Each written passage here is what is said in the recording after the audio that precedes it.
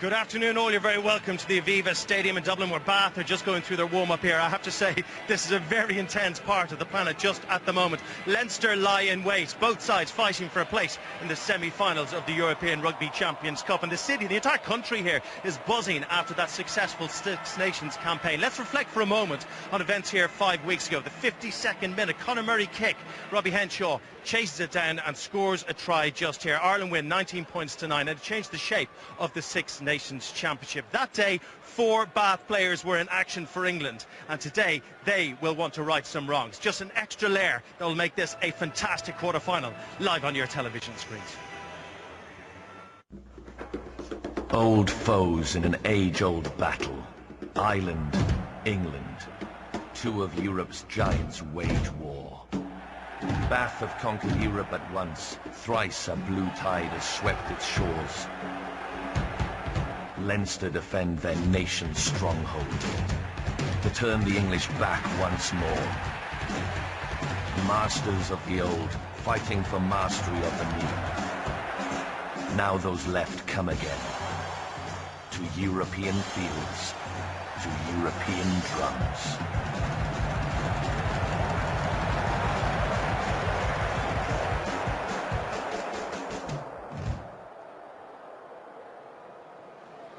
Yes, a fine stadium, a fine trophy at stake, and a huge crowd, over 40,000 in the stadium for this crucial quarter-final. Sadly, though, Henry Thomas, the Bath and England prop, is our guest today. Henry, you'd love to be playing in a big game like this. You played in all the pool games, of course. Injury rules you out, but you get to enjoy it from the sideline. I do hear, though, that during the week at Bath training camp, intensity's just gone up a whole notch. Yeah, for sure. You know, it's a massive occasion. This game's been on the horizon for a number of weeks, and everyone's excited to play. We looked at those images there at the start, that montage of the great moments in Europe for Leinster. It is an intimidating place to come for Bath, isn't it? It hasn't always been a happy hunting ground. No, yeah, for sure, yeah. I mean, wherever you go away in Europe, it's going to be a difficult venue, but especially here against Leinster and one of the best teams in Europe, it's going to be a big contest. And so many amazing matchups. We talked about the internationals, so many of them across the board here today. What really catches your eye, Henry? Well, for me, being in front row, I'd say Paul James versus Mike Ross is a big battle. And at the same time, Kane Palmer-Newport against Cian Healy. Obviously, Healy just come back from injury. It was very good for Ireland in the last stages, so there were two massive contests. And also, you can't look too far past Sean O'Brien and Francois Lowe. Yeah, they've timed their returns quite well, haven't they, some of these Leinster players? Yeah, for sure. You know, them getting, 10 internationals back, that's going to be a big boost for them. You know, they've had a few dodgy results in the Rabo, but we all know when it comes back to the Champions Cup, it's the big guys come back. Henry, I'm sorry you're injured. I'm so glad you're able to join us today. There's going to be so much to review over the next couple of hours. Let's head up to our commentary box now. In there for us today, two men who know all about winning big trophies. Lawrence Delalio, Ryan O'Driscoll, and our very own Nick Mullins. Thank you, Craig. 4 from France, 3 from England, 1 from Ireland. Just 8 left standing in this inaugural season of the Champions Cup. And one of the teams, the first challenge, I guess, for Leinster to reintegrate their Six Nations players back into the fold as quickly as possible. 7 of Matt O'Connor's starting 15 started for Ireland at Murrayfield, further half dozen amongst the replacements. So all in all, 13 of the Edinburgh 23, and they're all coming back today to play together for the first time since January. You can pick out your big names. Sean O'Brien's actually been away for longer than that. He's not appeared for Leinster since injuring his shoulder at the start of the season, and returns alongside Murphy and captain Heaslip in the back row. In the front row, it's Cian Healy's Champions Cup debut as well, having been injured during the pool stages. A European debut too for Rugby League convert Ben Teo in midfield. Simone was part of Sam Burgess's team with the Rabbitohs in Sydney. Burgess not making this Bath starting 15. He's on the bench. Mike Ford sticking instead with the Joseph Eastmond axis in midfield. Do those two have the devil to test the defensive prowess of Teo and Madigan? Joseph here with England, of course, not so long ago, as was Watson, who's fullback this afternoon, and George Ford, who'll be hoping for a bit more usable ball. Mickey Young for Cook at 9, another noteworthy selection. Up front, big day for Kane Palmer-Newport. It's his Champions Cup debut and first ever European start in the absence of Wilson and Henry Thomas, who's with us. At 6, we've talked about it. Carl Fearns picked to do a job on Sean O'Brien. and on the benches. A couple of 30-something scrum halves, each with dog-eared European roadmaps in their respective glove compartments. Owen Reddin, twice a Heineken Cup winner with Wasps and with Leinster, with Lawrence and with Bryan. And Peter Stringer, who's won it twice in his Munster days, set for his 100th European Cup debut. One of the big days of the season. We're all excited. Everyone's excited. George North amongst those, trying just to retain himself just a little bit. These the moments for icy minds and icy hearts, Lawrence. Yeah, you've got to control the emotions as we see Jamie Heaslip joining Stuart Hooper there in the tunnel. All the preparation is done. All the mind games are over. All the column inches have been written now. It's time to go out on that pitch. And a great sense of relief. The players, it's their time.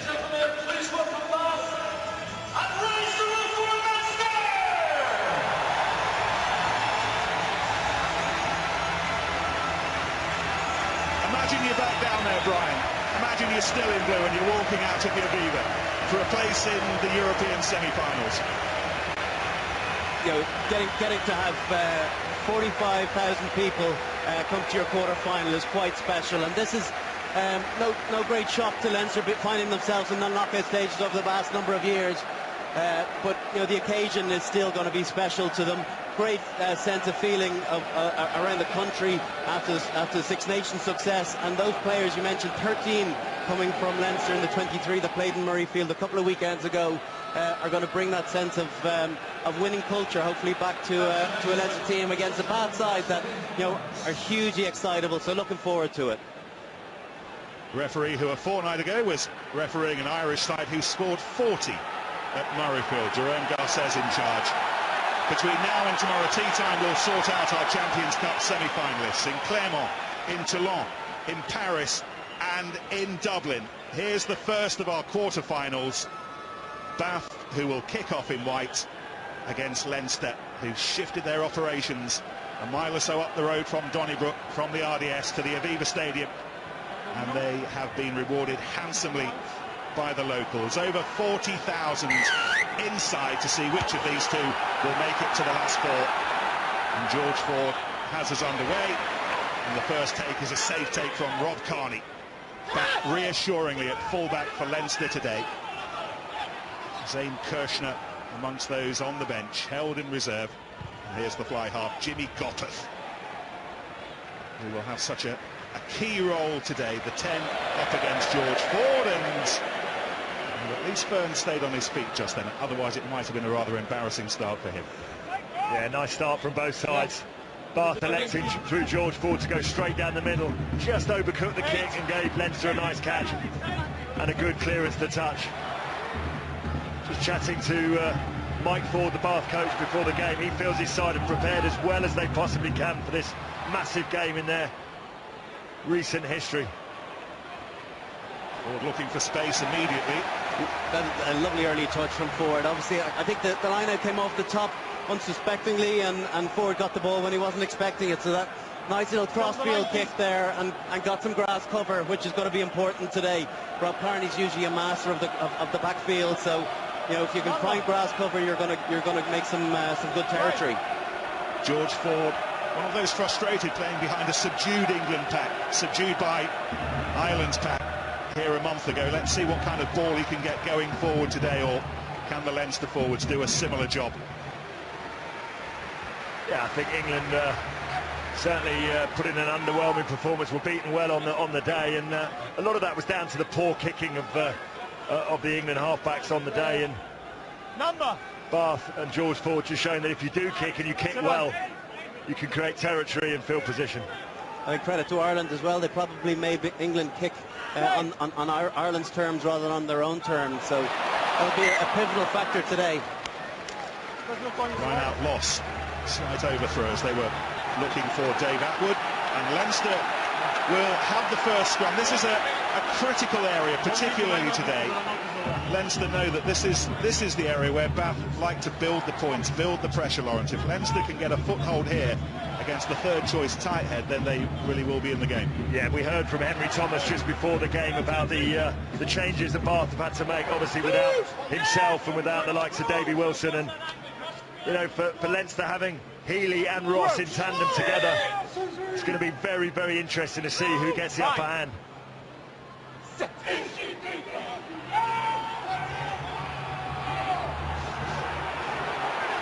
Isaac Boss at 9 today, soon to be 35 and picked up by Jamie Heaslip.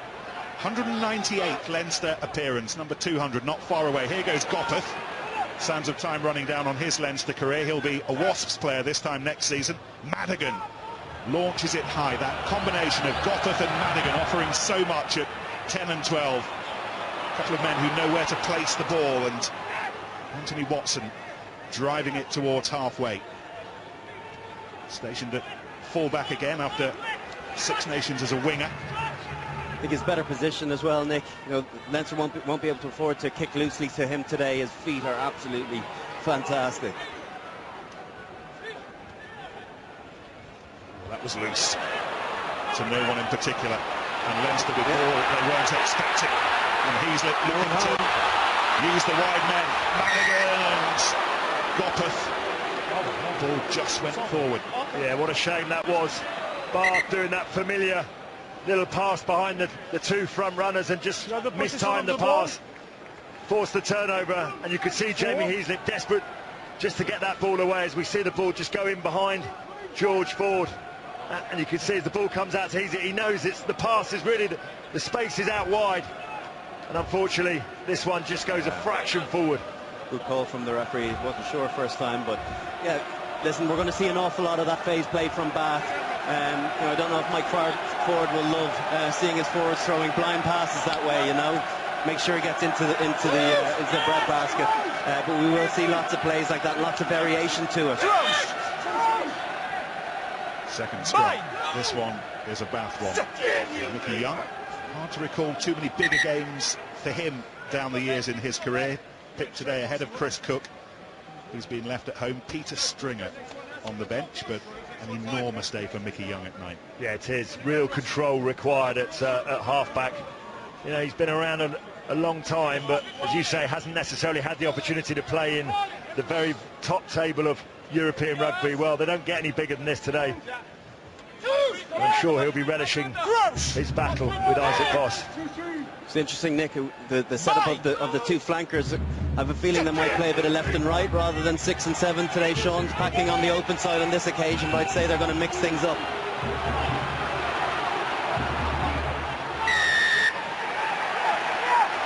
Well, the first penalty, scrum penalty anyway, goes to Bath.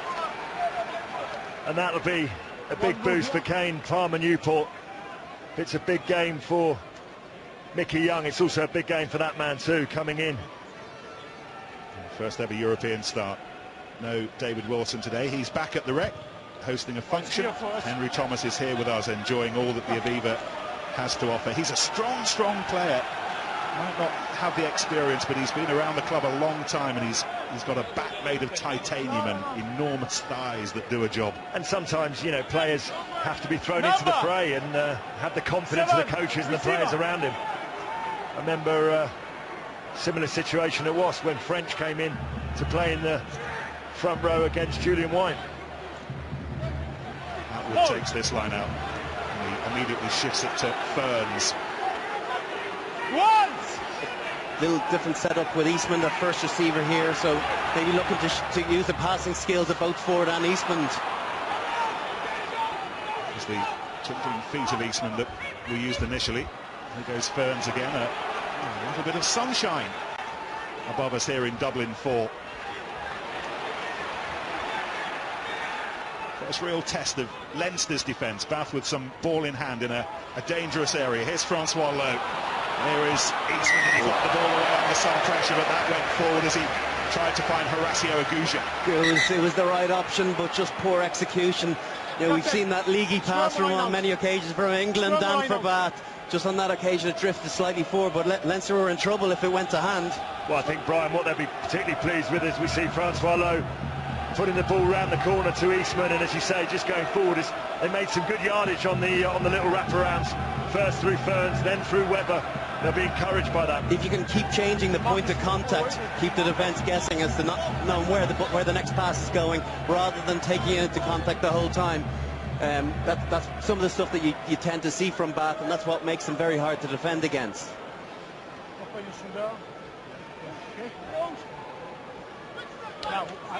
See, third scrum of the game now. Crouch. Bind. Step.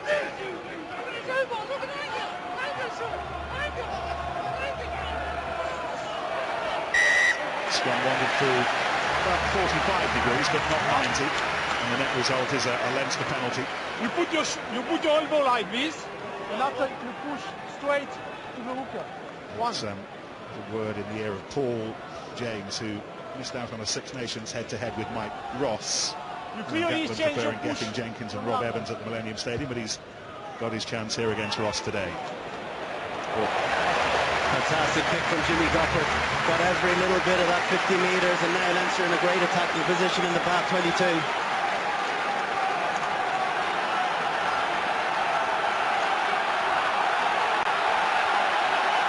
The Aviva roar for the first time. A smile on Brian's face, he remembers that. Number. Some very fond memories, all right. Some not so fun too. Haven't all been good days here. Throw for Sean Cronin.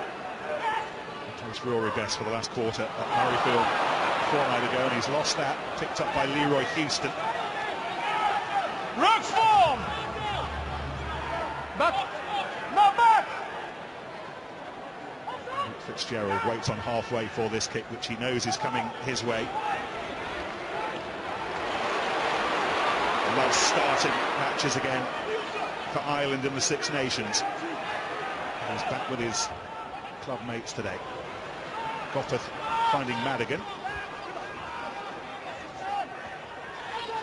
There goes the hooker, Cronin. Boss to Goppeth. Taken on by Ben Teo, his Champions Cup debut, Samoan switch from Rugby League. Goppeth threads it through, but Watson was there, and off he goes. And Bath has said when they have the opportunity to run with the ball, wherever they get the ball, they will run with it. Terrific line from Banahan there, ran against the grain. He saw Watson making the break, and they met in a V. Picked a beautiful line and made 5 yards. However, it's Leinster with Teo. Trying to use his weight to burst through the middle, but he didn't hold on to the ball. I just think it gives you an indication, Nick, of the ferocity of the defence on both sides. Banahan hit that great line and then couldn't quite get the offload away, and then Teo the same. Look at this neat little kick in from Jimmy Goppeth, and you think you've got Anthony Watson penned in, but his pace takes a little bit of a risk, but gets himself on the outside. Look at that line from Matt Banahan. Unfortunately, the pass doesn't go to hand. Yeah, when you've 16 and a half, 17 stones, you know, and 6'4", you got to use that frame. And obviously, he had a big first half to the season, maybe quieting down a little bit in recent times, but they'll be expecting big things from him and lots of involvements.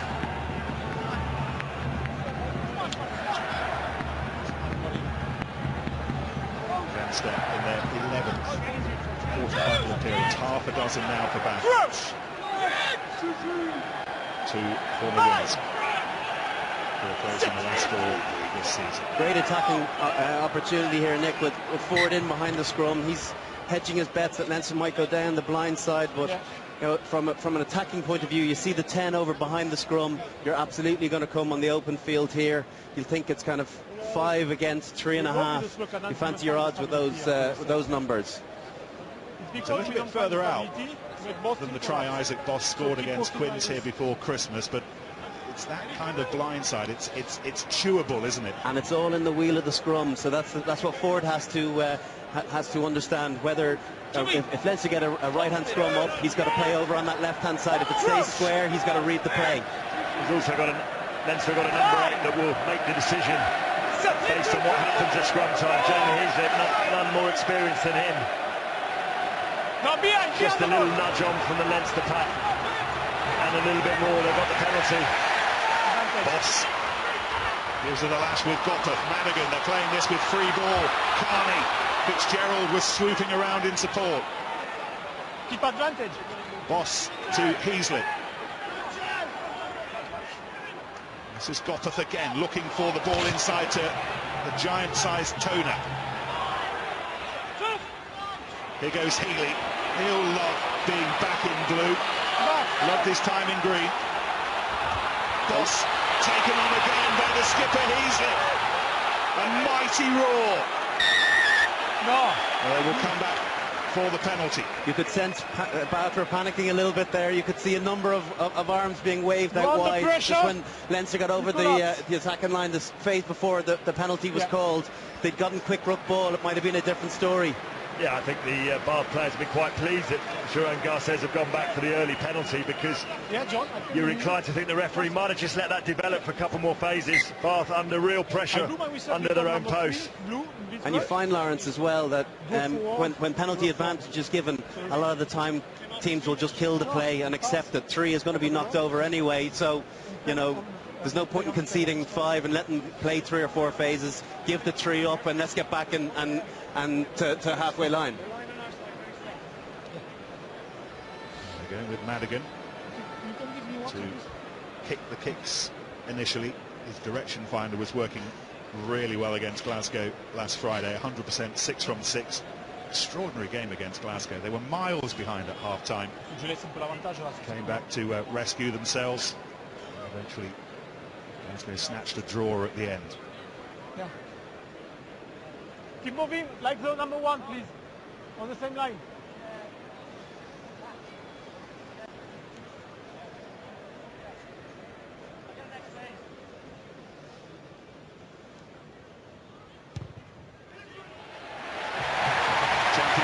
Top point scorer in the pool stages, up and running in the knockout stages, and so are Leinster, 3-0.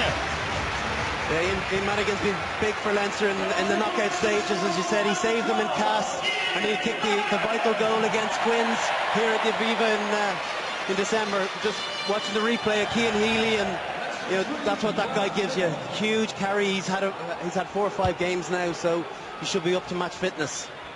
Yeah, huge presence, the likes of him and Sean O'Brien. That's what Leinster have been missing all season. Having them in tandem together with Heaslip just takes a huge amount of pressure off the Leinster skipper. He's got other guys to do the ball carrying as well. Stay! It's a mighty kick from hand again from Gopeth. To a certain extent, that Bath had the time to do what they've chosen to do, which is take it quickly. And Ferns up following the ball, and that was good work from Fergus McFadden. They needed his help. Move away!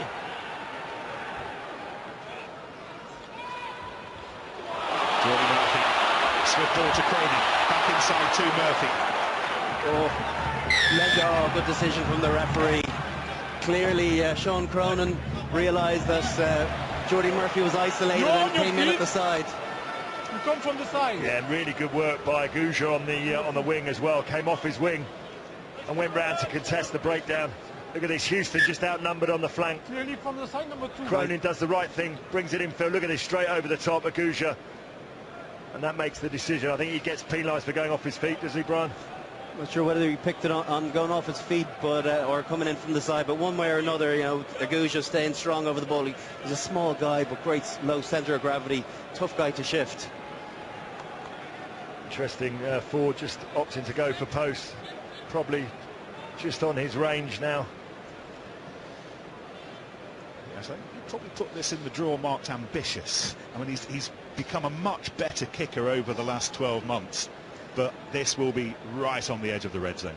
And you would probably say it's the one part of his game. The rest of his game seems really, really polished. It's probably the one part of his game that there's a little bit of uncertainty over, and whether those pressure kicks he can land them. Yeah, I think on the angle it's looking at about 50 metres, which is a tough kick.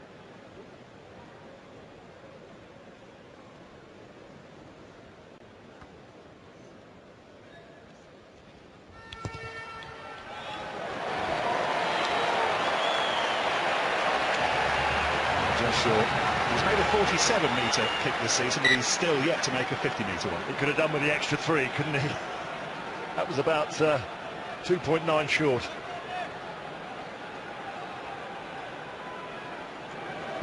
a quarter of an hour gone.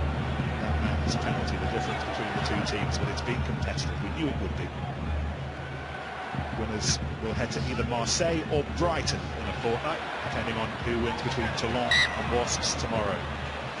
That's the prize. Yeah, these are the little moments in games that just to keep the pressure on. They missed the kick, had the kick off 22, and just Hooper just knocks on the restart there. Unfortunate. Those are the moments where you just allow Leinster now to relieve the pressure. You're right, Lawrence. I think, you know, when teams, particularly when they score points or when there's been a let-off, the next thing you want to do is have a really positive play. And from Leinster's perspective, they've caught a couple of really good kickoffs and exited extremely well, and now another really good opportunity to launch some territory. Well, Bath can't use Henry Thomas today, but we can. He's with us down on the touchline. What you'll be looking closely at the scrums we've seen so far, Henry. Any little clues? What are you seeing in here? Yeah, Bath started really well. A lot of pressure in the first scrum, apparently the second, but Leinster just come back with the last scrum. They kept it in, got a bit of nudge on the engage, and kept it going, and they got on top. But I imagine Bath are back with this one, try and put them under pressure and get back on top. All eyes on this near side on Kane Palmer Newport, who's filling a shirt that might have been occupied by Henry today. Against They never the great Cian Healy. They never move. Yeah, referee Garces just penalised You understand? front row. Paul James on the last scrum round about this area of the field, so be looking at Paul James's angle on that referee's side. Just wants him driving nice and square, not turning in on the hooker. Stay like this, stay like this. Don't move, stay like, don't move. Between the feet of Heaslip. Good job. First game for Leinster since that draw with Wasps at the Rico. Gopeth, who's been around in the intervening period, and then that's been snaffled away. Carney initially seemed to have lost the ball to Banahan, but it's Leinster's to use once again. No, look on advantage. Look on advantage. Once again, Lawrence, it's Cian Healy doing the truck work. Yeah, he's not afraid of carrying the ball, and Yeah, referee just over, having a little knock-on advantage. It's advantage over now as Gopeth goes to the air. Not his best kick, and an opportunity for Watson to find some grass in behind Ian Madigan. Good take, mind. Yeah, he was well positioned, Brian. He was anticipating that kick way before Watson took boot to ball. He was on his bike. Aguja, meantime, didn't have to move an inch to gather that one. I'm a big fan of Aguja's. Always beats the first tackle. Here goes Lowe, who's beaten a couple, and he finds the ball to Young, who's very nearly free, but he was picked up instead by Boss. The penalty's coming. The burst initially from Francois Lowe. There's Aguja and Lowe combining. Advantage. Still playing the advantage. Here's Houston. They've lost 10 metres, however.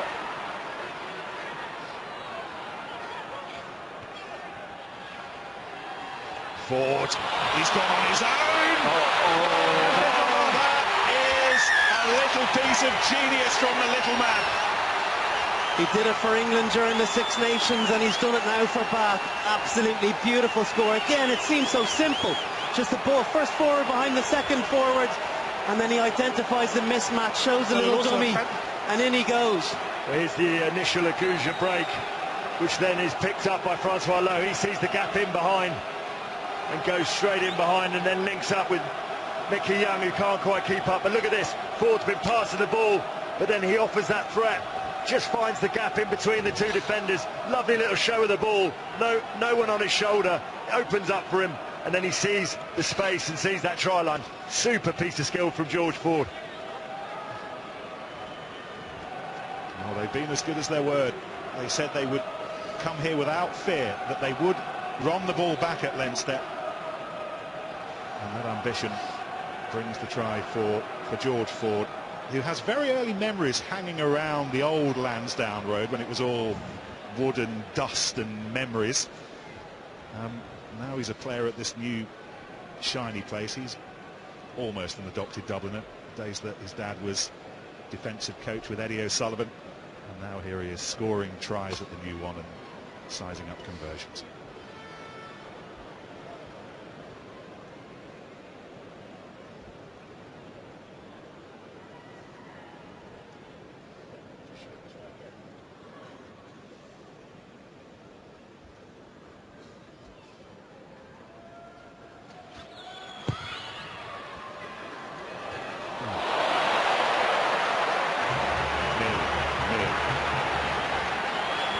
it's a couple of points he thinks he ought to have in a match that is going to be as tight as this one. Let's just have another little look at this piece of skill. Just the show and go, isn't it? And just glides through the gap, and then he's got the pace to get over the line. Really lovely piece of individual brilliance. Do you know what, Lawrence? Just identifying who the two defenders were. Devon Toner 1 and Jordy Murphy 2. Just splits the two of them and just backed himself. It's a high-hanging restart from Goffeth, and Atwood was up there, but he was under lots of pressure, and it means that it's Leinster who can use it again with Madigan. Boss.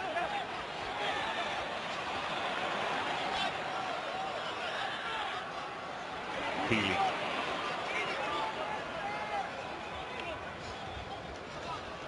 Goffeth to Toner. 4 European trophies for him in the last 6 seasons. There's Madigan. Another run into a Bath sandwich. Stay. Murphy's waiting. Here he is.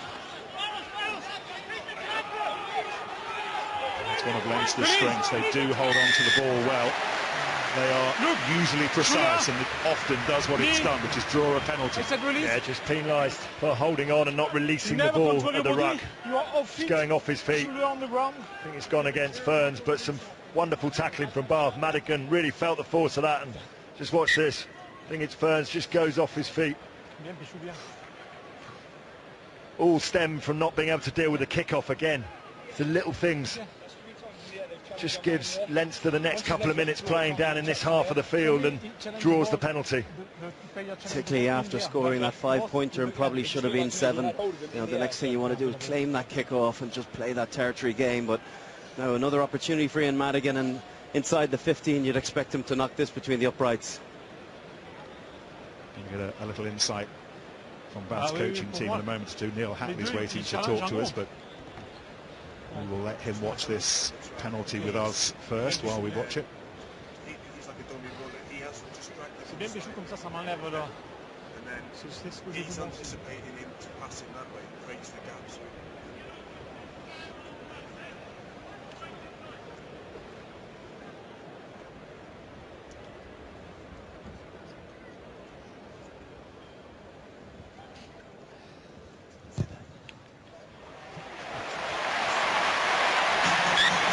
Madigan, 2 from 2. And Bath's lead didn't last long. Leinster 6-5, 25 minutes gone. Now, Neil Hatley watching this. First things first, Neil, the George Ford try. You'll have enjoyed that. Yeah, very pleased. Obviously, you know, we've had control of the ball. It's a loose pass. We've said the whole week we want to be positive. You know, we're playing from those mistakes, and, you know, being able to stay brave and keep hold of the ball has worked out for us. And we're watching how Kane Palmer-Newport's getting on in the scrum against Cian Healy. What are you seeing? No, I'm really pleased. You know, it's basically an all-Ireland pack. And, you know, Kane's done a fantastic job so far, but there's a long way to go. Great, thank you, Neil. In a moment, straight off the restart, that will require our television match official, Eric Gourzin, to have another look. And it was the bravery of Carney, but he's come down with a wallop. Well, it's just clumsy. I mean, you know, Watson's gone up. He's neither done one thing nor the other. If you're going to get up and contest the ball, get up there, and the referee will give you the benefit. But he doesn't even launch himself up off the ground. And, you know, if you're not going to win the ball, let the opposition win it, make the tackle. But I think Watson could find himself in a bit of trouble here by making a decision not to do one thing or another. Funny thing sometimes, Lawrence, is it's hard to know what colour card is going to come, you know, depending on which referee. And we know, oh, that's clumsy more than anything, you know. Well, we had one at the Rico where Ashley Johnson, the flanker, got carded very early on in the game.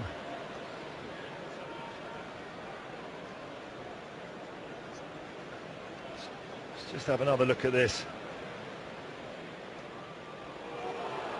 It's a question of where he's got his eyes. Seems to always be Mr. Garces as well. Am I wrong in saying Jared Payne? Yeah, I want to explain my view. Ashley Johnson. Listen to this. For me, the white player is late. The blue player challenge the ball in the air. The blue player fall on the back. It will be a yellow card. Are you agree with me? I fully agree. Wrong timing. Okay. That's a yellow card. The player is in the air. He fall on the back. Which number is it? Which number?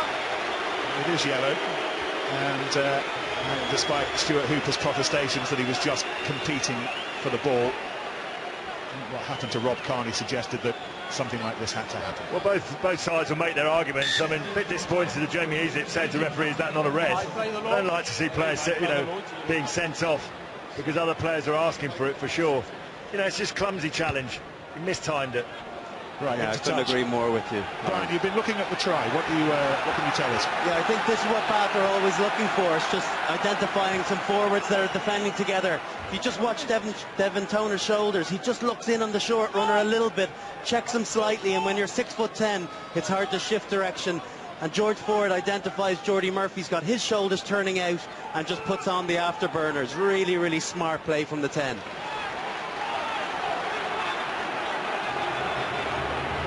One by Leinster. And they can use it with Fitzgerald. Cronin provided the link to O'Brien. Boss, penalties on the way. Jordy Murphy was hit by Atwood, but bad for offside. Yeah, just a lazy runner, I think. Was it Rob Webber that just got caught coming backwards? Just wasn't quite quick enough getting out of the way. And the scrum half Boss did really well because he just delays the pass, almost to draw the penalty out of the referee. Just have a look at this. It's just tackle goes in behind. And it's just a man getting up off the floor. I think it is Rob Webber there. And Boss just delays the pass and draws the penalty. And again, it's going to be really interesting to see how Bath cope down to 40 men. Both sides actually throughout this competition have been really well disciplined. But it is about the side who can take advantage, and Leinster decided actually the best way to do that early on in the sin bin is 3 points. You're right as well, Lawrence. The smart scrum halves these days are going fishing for little penalties, looking to referee for easy points. I think we saw it a couple of times very cleverly by Rhys Webb during the Six Nations, tripping over players going to rucks and so on. So yeah, hopefully again, from Ian Madigan's point of view, a clean strike and 3 points.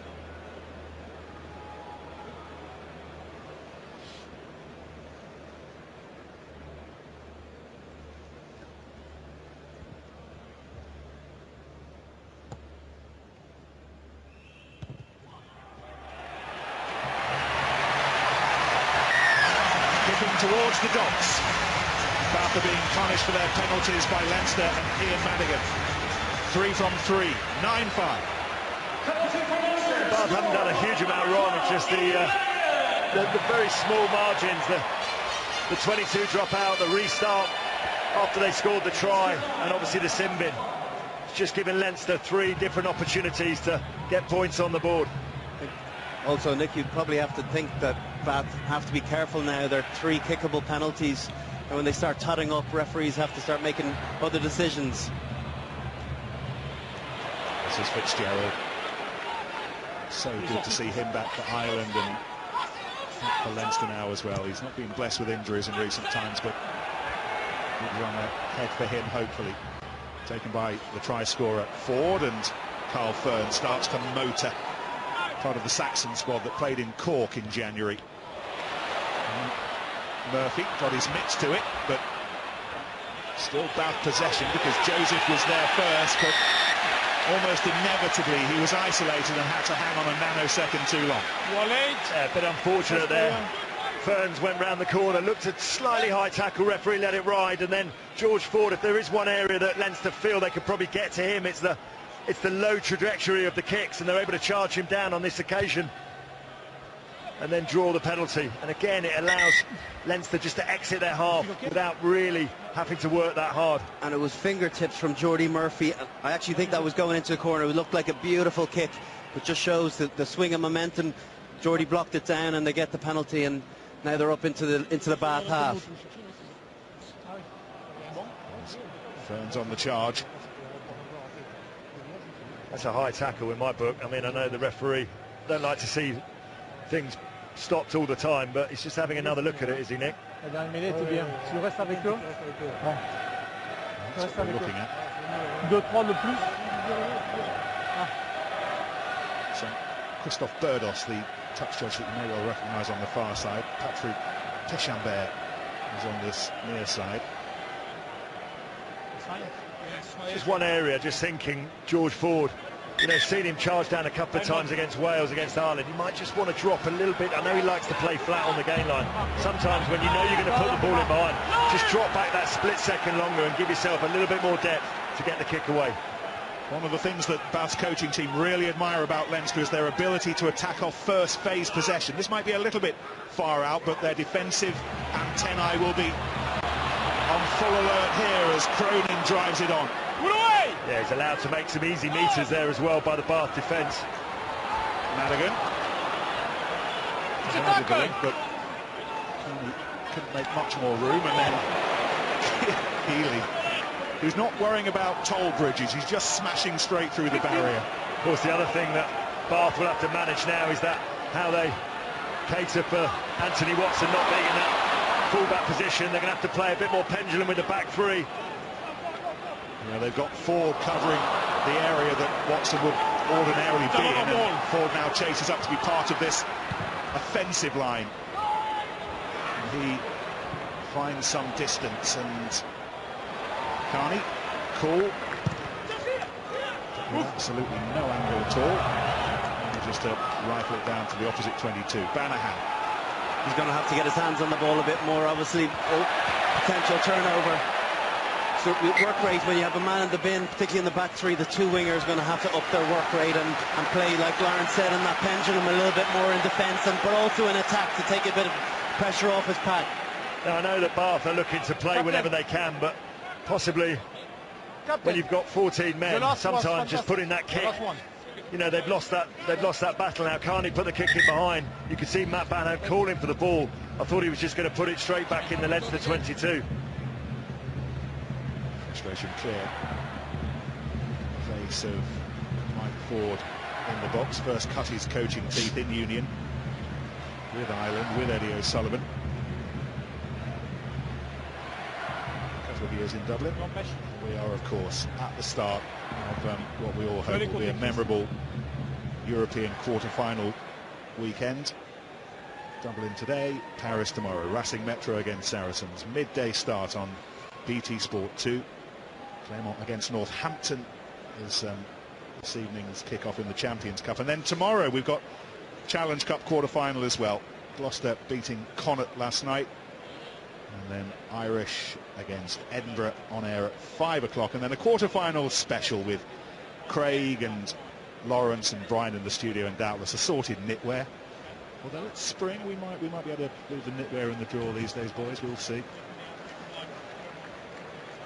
But it will all be wrapped up with the three of you in our studio in Stratford. Simon Easterby, whose role as Ireland's new forwards coach should not be underplayed. He's had quite an influence. Certainly shouldn't, and obviously he came in unsurprisingly, but he was an easy pick from Joe Schmidt's point of view. He knows what Irish rugby's all about, and he's got a wealth of experience coming from the Scarlets, but he's done a great job with the pack. I know that Joe likes to overall look, and have a handle on everything, but certainly, Simon's input was invaluable in retaining the Six Nations. And he'll be pleased as well that many of that pack are fit and playing in the big games, because he can cast his eye today, looking at the likes of Sean O'Brien, of Cian Healy, Devon Toner, Heaslip, the list goes on, Geordie Murphy. All of them very much in the mix. When you look at front row and back row, it's a potential Irish. Take Pete O'Mahony out of the equation. 4 minutes left on the Watson yellow card.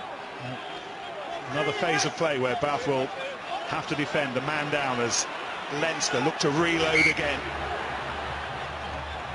Have to reload the scrum first. Yeah, referee just giving them the benefit of the doubt. You could see Jamie Heaslip just trying to hold the ball in beautifully there, and they thought they'd gone through the middle of that Bath pack. Just trying to draw one more penalty. Bath have really got to muscle up here. It's Cian Healy that comes up, and the referee gives both sides the benefit of the doubt. Jamie Heaslip was the water boy last weekend in the Pro 12. He had the H2O bib on. He's got a slightly more significant role today. Fine.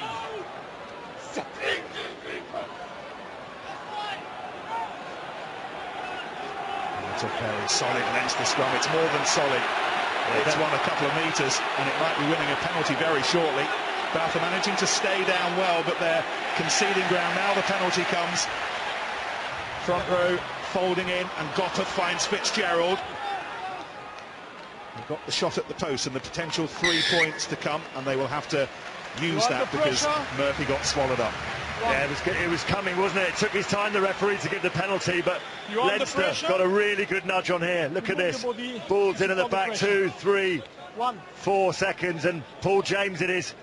He's okay, he stays straight for quite a while, and then when the pressure really comes on and they start moving, he just turns his angle in, as often you have to just avoid being pushed any further, and the penalty. And in fairness to Isaac Boss, one of the back's pet hates is when penalty advantage is given and the pack still try and turn the screw even more. You know, you have a freebie, give us an opportunity off first phase ball to have a go, and it didn't work out on this occasion, so they'll revert back to the penalty. Soon to be 35, Isaac Boss, and his starting place today after a game-turning effort against Glasgow. Ought to be said as well that Owen Redding took a right old clunk to the head last Friday. Quite a bump and a bruise on it this week. No concussion issues, which means that Owen Redding is on the bench, but Boss getting the reins to begin with. And Madigan at the moment seems to be the difference between the two on the scoreboard, and there are 3 points dangling in front of him. It's not just the where the penalties are being given away. It's the fact they're almost right in front of the sticks. Took its time. It was almost in slow motion, wasn't it? But it hissed in off the post, and Leinster have a dozen. I was watching Ian Madigan, and you can usually tell from the strike he hit it and had a run away, and then turned back and had another little look. Well, it's not quite daylight, Nick, between the sides, but it's a nice, healthy lead, 12 points to 5, and Bath not doing huge amounts wrong. They just need to cut out the handling errors and give themselves a bit of an opportunity to spend some time down in Leinster's half of the field. Fitzgerald into the final minute of the Watson yellow card. Healy. Good opportunity for Leinster if they go here wide. Gopperth cuts back off his left, skims it once, twice, into touch. Yeah, for me that's a sort of a set of phases that just sort of underlines the game. Yeah. You know, kick off by Bath, and for me, Bath are just allowing Leinster easy ways out of their own 22. You know, you put a nice high kick up, you put some pressure on, and you really make the side work hard for the, you know, Leinster 2 phases. Nice little kick by Jimmy Gopperth, and they're already on the 10-metre line. Very, very easy way of exiting, and that's nice when you're receiving the kick-off.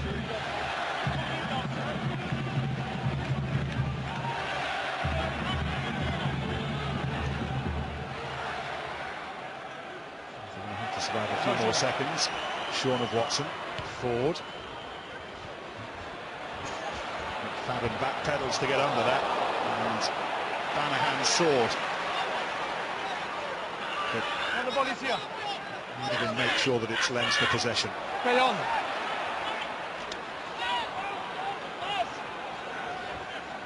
Madigan's down hurt. He's not moved. No. 15. No. Boss hoists it high. McFadden amongst those chasing it, but it's taken by Banahan, and Madigan, Lazarus-like, gets back onto his feet, almost sensing the danger that Banahan posed. Well, fantastic take from Matt Banahan. He missed the first one, but he certainly got hold of that one. And then McCarthy comes in on Atwood and provided enough pressure to make sure that the pass from Atwood was in the direction he'd have wanted. Move. Young to Webber. Taken on by the Welshman James. 3 blue. To the final 5 minutes of a first half, where Bath have been the only try scorers, but Leinster's 4 penalties have them ahead.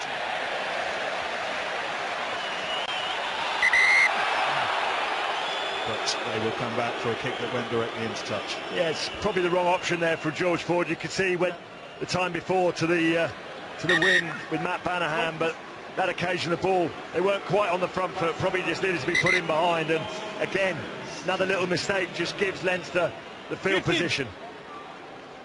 15. You can't expect us to not spend enough time in the opposition half and be ahead on the scoreboard. You know, the thing that will concern Mike Ford is the penalties given away. Look at this. And the reason is they're spending far too much time in their own half.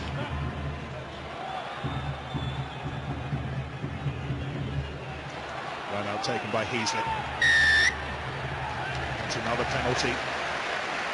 This will be a tester. It's a difficult angle, but the posts are within smelling distance again. Well, I can assure you, from the leading point scorer in the tournament and a player of Madigan's quality who loves the big stage, it's not even a tester, Nick. This is a nice kick for him, and this is now a real concern for Mike Ford and his team, because too many penalties, too many easily kickable penalties, and you allow a side like Leinster with the quality that they've got to build a little bit of daylight between you and them, and it becomes a real uphill battle. It was interesting reading Ian Madigan talking during the week about the torture of him having to watch the final game, and how Johnny Sexton put an arm around him and said, listen, you know, if that kick is the one that is the difference, it's, you know, championships aren't won and lost on kicks.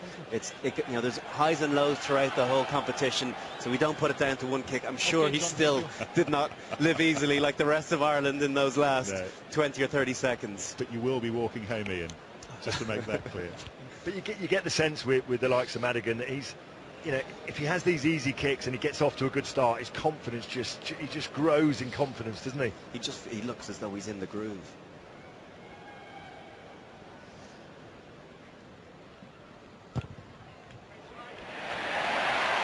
Well, it was almost as if there was a silk thread behind the post last Friday night, and that thread's there again this Saturday. Lovely little draw just in on the right-hand post. Brought it back into the middle of the fairway. Beautiful.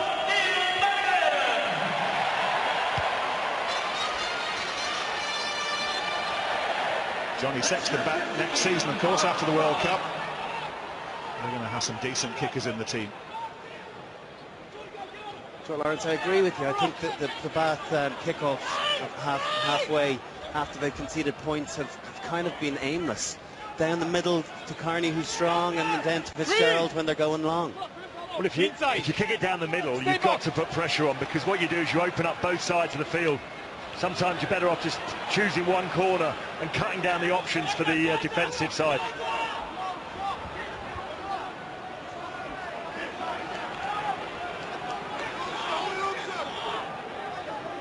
Leinster trying to play down the clock with 20 seconds to go. A dangerous thing to do down your own 22. Gottlieb's kicked well. We're talking about Madigan from the kicking tee, but in terms of putting you in positions you want to play in, Brian, he has played well. Absolutely, but it started with Carney and Fitzgerald catching good balls, nice and clean, one phase, and then Gopperth back in the pocket, and they're clearly looking to kick out rather than kick to contest, and probably kick into the stand, make sure it's in row Z rather than row A. One last opportunity off the back from Houston. Ford, Eastman, enormous hit, and that was McFadden coming in off his wing to make a real impression. That's a cruise maker. That's got them excited. Here's a Gouja. Time's up at the end of the first half. One last throw of the dice from the visitors. Ford, Joseph. He's got a whole pocket of glue around him, and there was no way through. Bath have scored the only try through George Ford, but Ian Madigan's kicks have been the difference. And Jamie Heasley, who led a meeting of the team's game managers this week, making sure that they all knew what their jobs were, will be thrilled at half-time. They've all done their jobs. And Leinster, at the break, leading by 10. Leinster 15, Bath 5.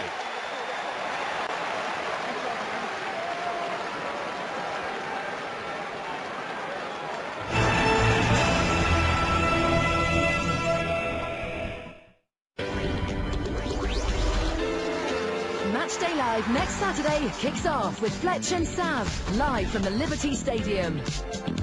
Getting you ready for Swansea Everton in the Barclays Premier League. Saracens take on Leicester in the Aviva Premiership. Then off to the Bundesliga for Hamburg-Wolfsburg. And we finish with PSG Bastia in the French League Cup. Matchday Live next Saturday on BT Sport 1. Spring sees the re-emergence of the British bodger. Thick coat, stiff brush, spraying his territory. Fortunately, the bodger's mate has been to Wickes, explored their huge new range of colours, picked some quality paint, how-to guides, and the right tools. Could this spell the end for the British bodger? Wickes. Let's do it right. Enjoy triple savings in the Bath Store Easter event. Get up to half price plus 10% off. And right now there's an extra 10% off too. But hurry, ends Easter Monday.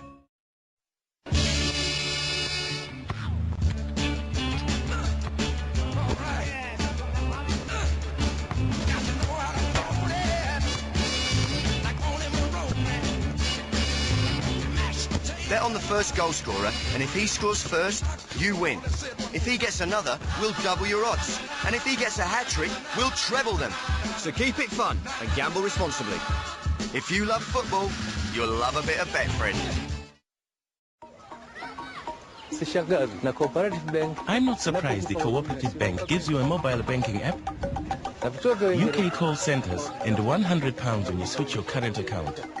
Because they do good things for charities too. When you switch, they can donate £25 to protect UK woodland, provide hospice care, or give My Village water. The Cooperative Bank, for all the right reasons.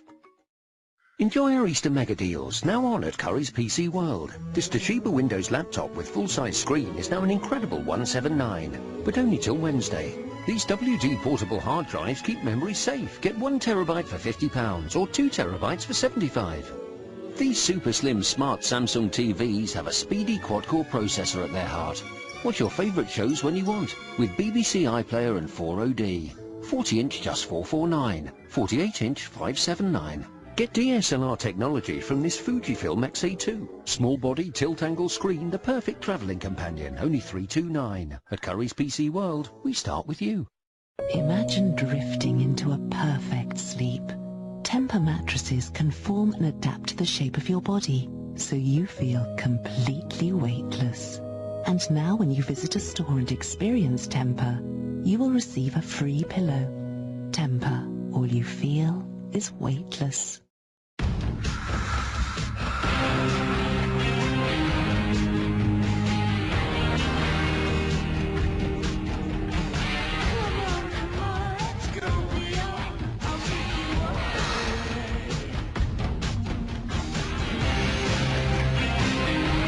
Yours.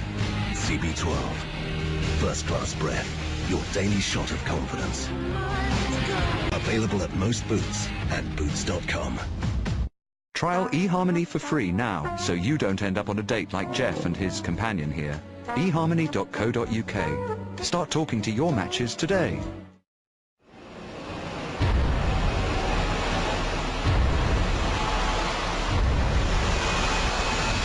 An Amazon Prime exclusive, based on the international bestseller. I wasn't supposed to be here. I wanted it to be a dream, but I knew it wasn't. Outlander. Make a wish in Rome.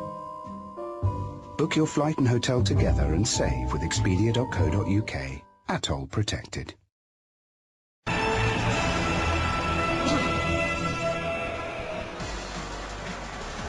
Well, this is Bath's first quarter-final since 2009, but currently their opponents today in their 11th quarter-final are in the driving seat. Leinster lead 15 points to 5. We had a moment of absolute gold from George Ford, the Bath 10, but since then, Ian Madigan's boot has been golden. 5 from 5, absolutely sensational performance from him. I have to say, Leinster looking very much in control in the first half, but when Bath are in that dressing room at half-time, Henry Thomas, they will look at their discipline so far. It hasn't been great. They copped up the penalties, and those penalties have been kickable. 8 in all coughed up in that first half. Yeah, I think the key thing is that the penalties have been in kickable range, and Madigan's been on top form and it's punished Bath, and it's really come back to hit them at the moment. How do you fix that? 10 minutes at half-time. How does Mike Ford fix discipline?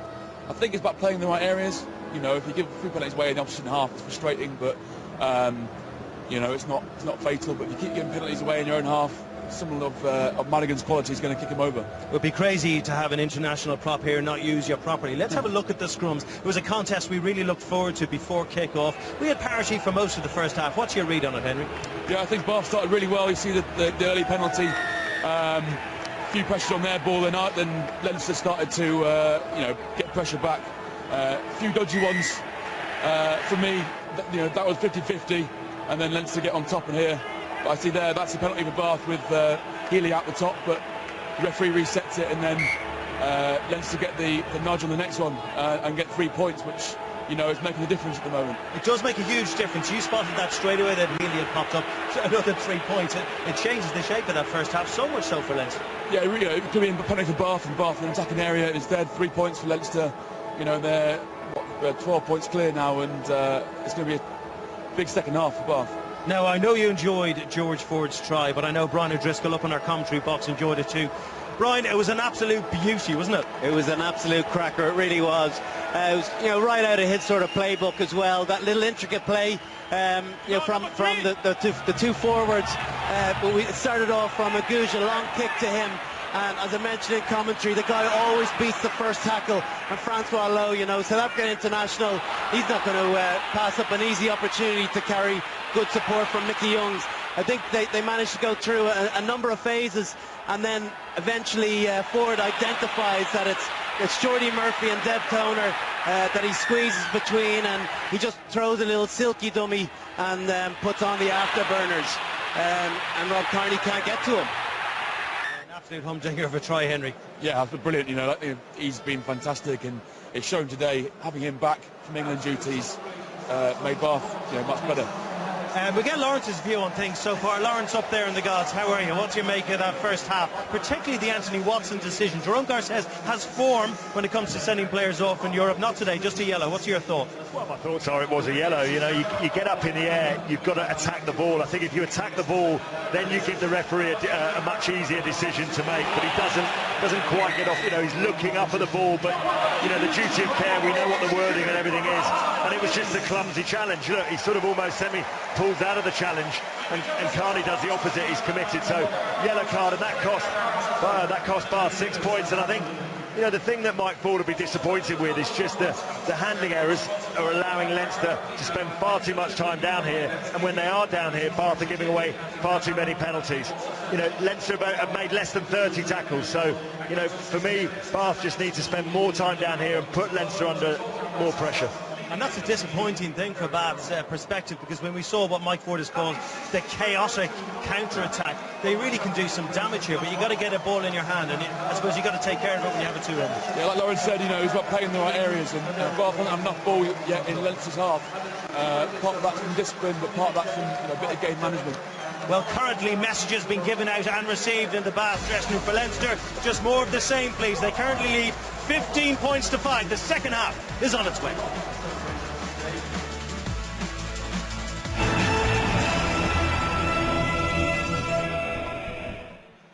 We wanted to become notorious.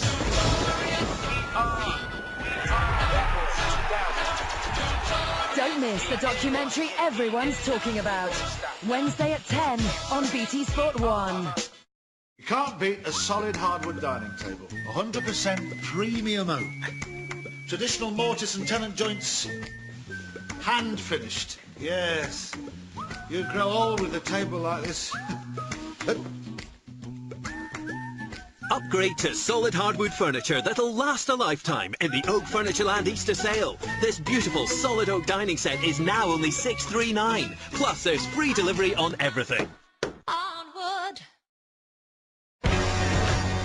Sport. We all talk about it, but I get to live it. I get the VIPs from A to B. Is this the closest you get to sport? No. That's Betway. Live streaming, live odds, bet in play. Because whatever you think you know, right now, anything could happen. With a free bet worth up to £50. Live sport, bet your way at betway.com.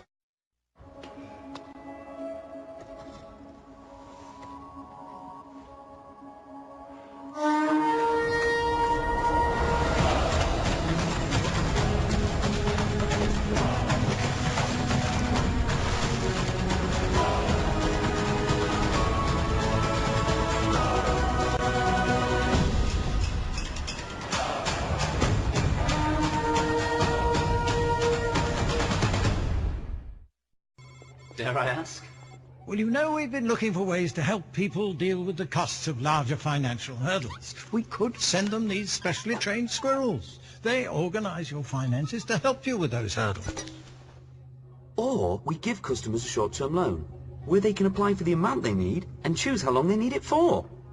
I suppose so. At QuickQuid, we're always inventing new ways to be as helpful as possible. Visit quickquid.co.uk for more information. Spring, and we witness one of nature's great events. The Wickes 50% off kitchen unit sale is now on, with quality features like soft close, curved corners, and smart solutions to maximise space. Personally designed, so it's just right. No wonder home improvers everywhere are migrating to Wickes. Wickes, let's do it right. And now, an extra 10% off sale prices until Sunday the 12th of April. There's a tap that makes your coffee. A tap that makes your tea. And even prepares your tomatoes. The new Cooker Fusion gives you instant boiling, warm and cold water. See a working Cooker Fusion in over 1,000 kitchen showrooms nationwide. To find your nearest showroom, visit cooker.co.uk. Enjoy our Easter mega deals now on at Curry's PC World. Save £50 on all Chromebooks, so you can access your documents online with cloud computing. Like this 11-inch Acer, now only $149. This smart 50-inch LG TV with catch-up services means you'll never miss your favourite show again.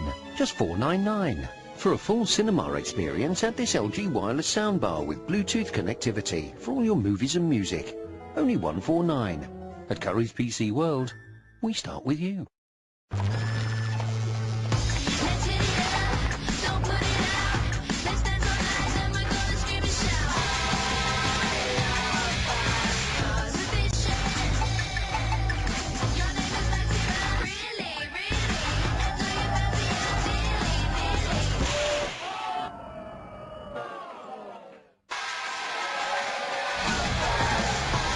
You only get one life. Live it. MotoGP rolls into good old Texas for the Grand Prix of the Americas. Heck, it's faster than an aggregator, twistier than a rattlesnake. Expect Southern hospitality for every practice, qualifier, and race. Starts Friday exclusively live on BT Sport 2.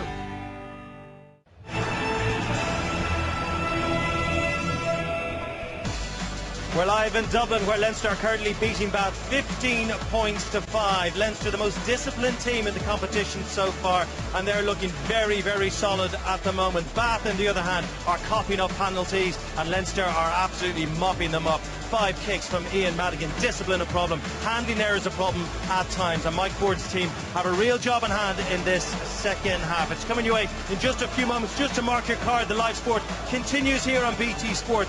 To a super Saturday of live sport. Hope you're enjoying it all. Up next, we are in Miami. It is the Miami Open. It's live. It is Serena Williams. She has operated only 40% apparently, but unbeaten in 2015. She faces the Spaniard Carlos Suarez Navarro. What a game in store after this. What a second half in store now. I'll leave you in the very safe hands of Lawrence, Brian and Nick.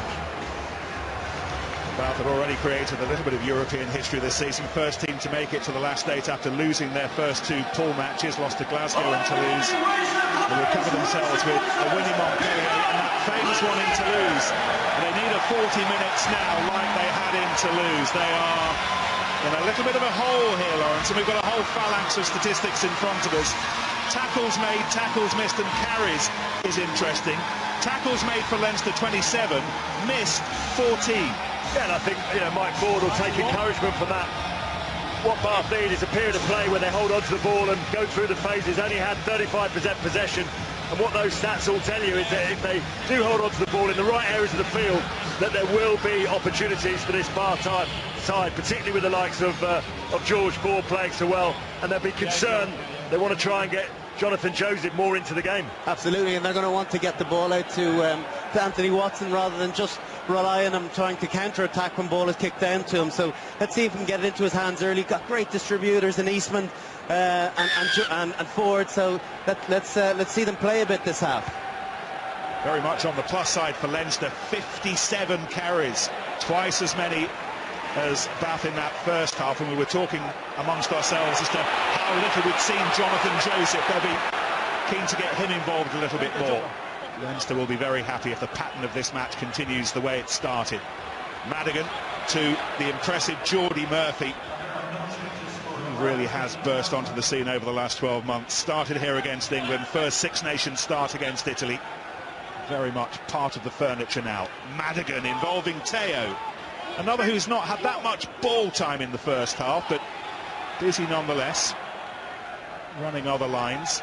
Gopeth. And this is McFadden. Now that is a big hit. Yeah, very nasty. That looks like he's out cold. I think the player's very concerned.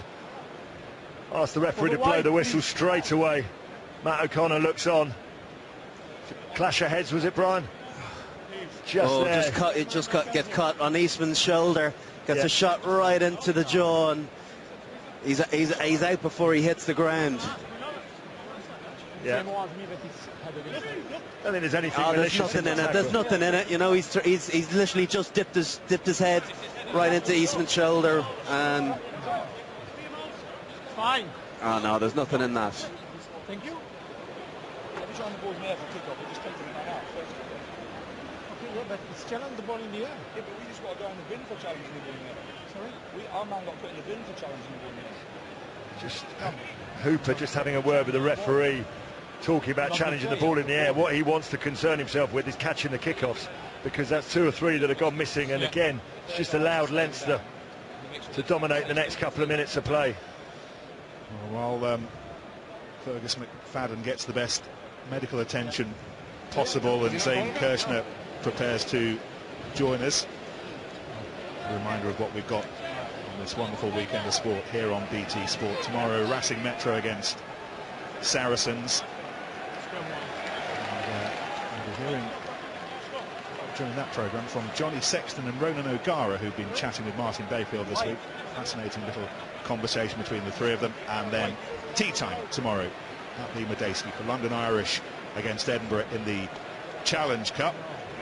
One of those two sides will be up against the Newport Gwent Dragons in the semi-finals. The Dragons seeing off Cardiff earlier today, and that match, the highlights of, will be part of our quarter-final special with Craig and Lawrence and Brian tomorrow evening. Exeter against Newcastle, by the way, in the Challenge Cup is later today, as is Claremont against Northampton in the Champions Cup. Toulon against Wasps, the other quarter-final, and the applause for Fergus McFadden, who is at least sitting upright and will very shortly be back on his feet.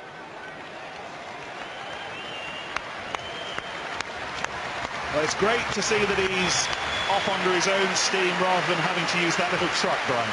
Absolutely, and you know, there was no doubt that he was never going to be able to continue playing, and I suppose with being such a sensitive topic these days, that you know, even the unclear cases of concussion have to be dealt with very, very cautiously, and the return to play, that HIA has to take place. Springboks on, tries a Supi rugby winner back home with the balls. Zane Kirshner taking the place of McFadden. Mine!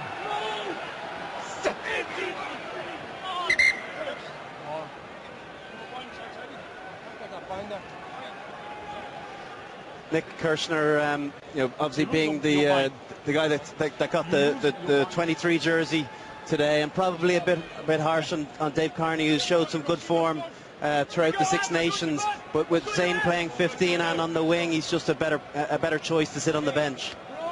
It's a straight swap for the time being. He's taken that position on the right wing that was occupied by McFadden. Meantime, Mickey Young prepares for the back defensive scrum being hassled by Boss. Use it! Use it! Use it now! Use it! Going to get his hands on the ball now, and a great deal of time. He finds Ford. Here's Kirshner, immediately involved. He's got Carney to his left, Rob Carney. Boss, Goppeth, Madigan, whose penalties have Leinster ahead, finds Fitzgerald initially.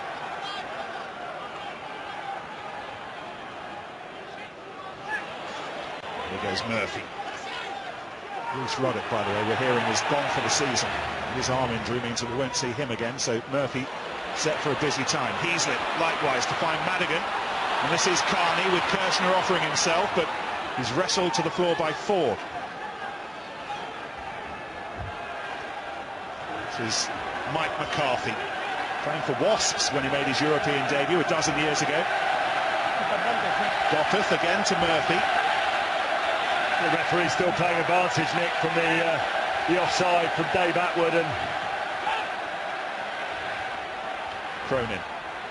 Again, Goppeth and Madigan and Carney, and it's opening up here. And Kirshner with a run in for the line. Young's comes across, and the scrum half saves the day. He does save the day, and come down. Release the ball, please. Unusual that, because Dave Atwood didn't roll away on the far side. Referee played the advantage. It went 2 or 3 phases where it didn't go very far, and then obviously they get in behind here, and that's just enough half cover, Brian, to make the tackle on Kirshner in the corner. That's really good scrum half play. You know, your scramble defence right in the corner. If the 15 has to make the last tackle, you know, you're the security blanket, and Mickey Youngs has done a great job there. I don't think Anthony Watson was getting there. I think they needed the tackle from Young, and Kirshner's contemplating a drop goal here. He thinks he's in Johannesburg instead of the banks of the Liffey. It was Rob Carney, I think, going for it. Nice option. I mean, he had plenty of time. He likes a 40-yarder, does Rob. You know, it looks good. And you know, the lads have gotten on to about the jog afterwards when they go between the uprights. The chest puffs out, and he knows the camera shot is on him. I suppose it's a shot to nothing, isn't it? You know, when you haven't necessarily got masses on with the counter-attack.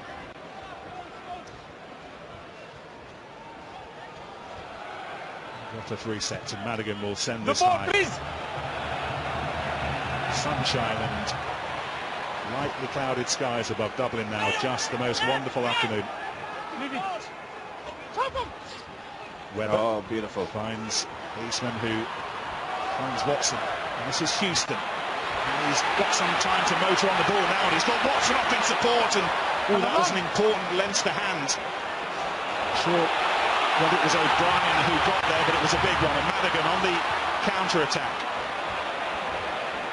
And that's gone directly into touch. Well, we haven't seen too many mistakes from Leinster all afternoon, but that was probably one that Bath will be very relieved about. Really, really nice hands early on in the play. First of all from Webber, look at that for a step from Houston, in and then out again, and unfortunately just tries the miracle offload. Probably should have held on to it, and it looked on for Leinster to counter-attack. Yeah, potentially end-to-end, and Ian Madigan straightens, but Rob Carney decides to put boot to ball and just skews it slightly off the outside of his left foot. Where's the receiver? Out on the full. Please. 10. 10. Yeah. Time on. Rob Webber having to deal with something he's not had to deal with for a while. He's got sunshine in his eyes. Finds Atwood at the front.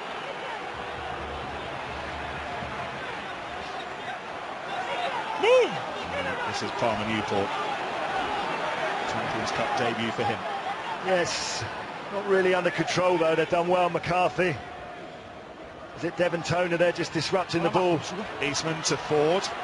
And this is Watson, who has Banahan, but he's needs some help from other white-shirted colleagues fairly shortly.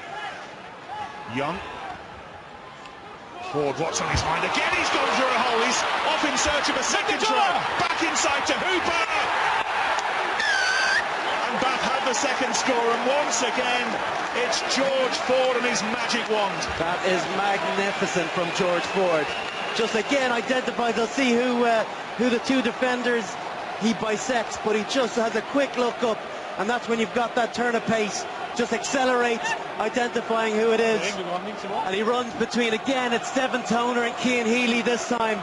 And you got the sense that Bath weren't far away with some of their intricate little plays of breaking Leinster, and again it's that man Ford, and a beautiful offload to Hooper. Wow, that's a blind offload almost. You know, he knows that Hooper's in there behind him. Look at that, he's not only a very happy Bath coach, got to be a proud father with the way his son's playing there. Just Devon Toner just got ahead of Cian Healy in the line, little dog leg. That was all George Ford needed, straight through the gap. Wonderful blind offload, a good support play from Hooper. Bath right back in this match.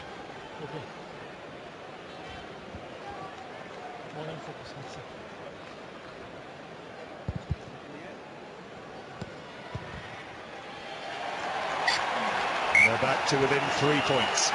Well, the other thing, Nick, we talked about it all first half, all the way through half-time. First time Bath have had any real field position, get themselves a driving line out, get a bit of possession, able to put the Leinster defence under pressure. And we saw how many missed tackles have been made in the first half. Opportunities will be there for the Bath side. Reminder that if it is level after 80 minutes, we will have extra time, but only if we're level on tries as well, and at the moment Bath have scored 2.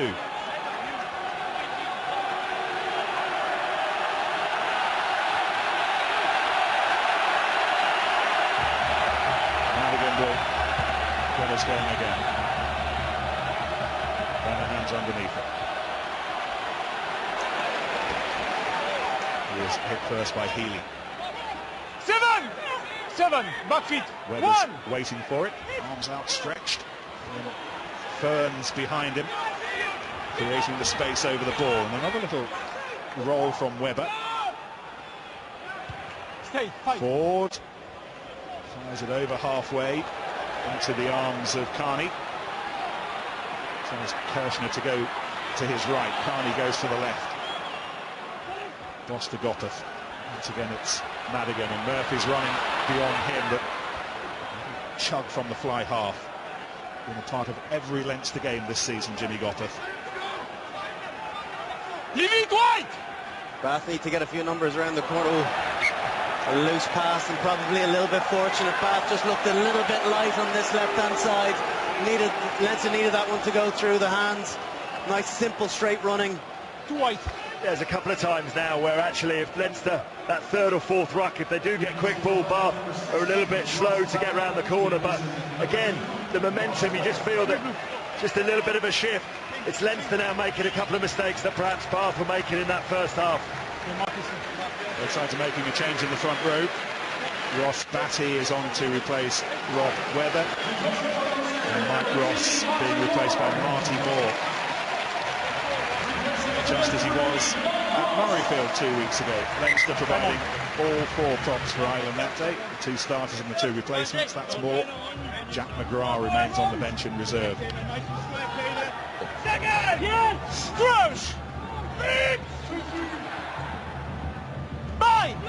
Two worries about Mike Ross's ankle at the start of the week, but he's made it through to the 50-minute mark. Surely what was a planned change.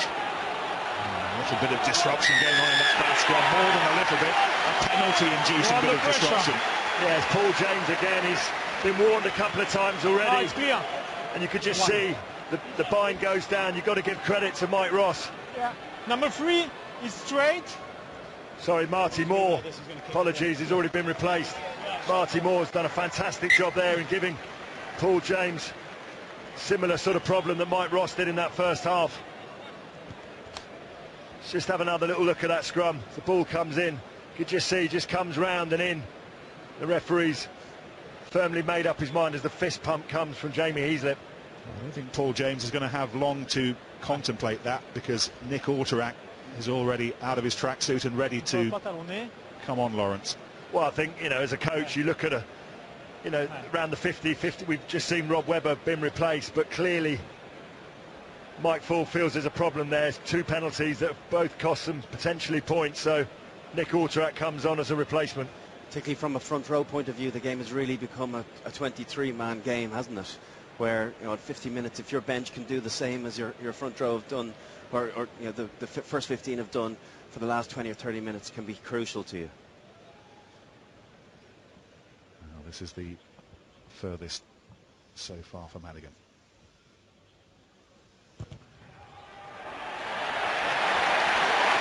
Can't miss the ball. It's almost as if he could have backpeeled that over. He is having a purple patch kicking, and he keeps the men in blue ahead, although that cushion not quite as plump as it was 5 minutes ago.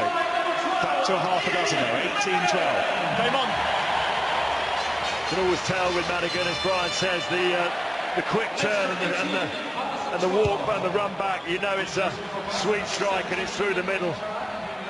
Really kicking well today. Carney with a little bit of space to move into.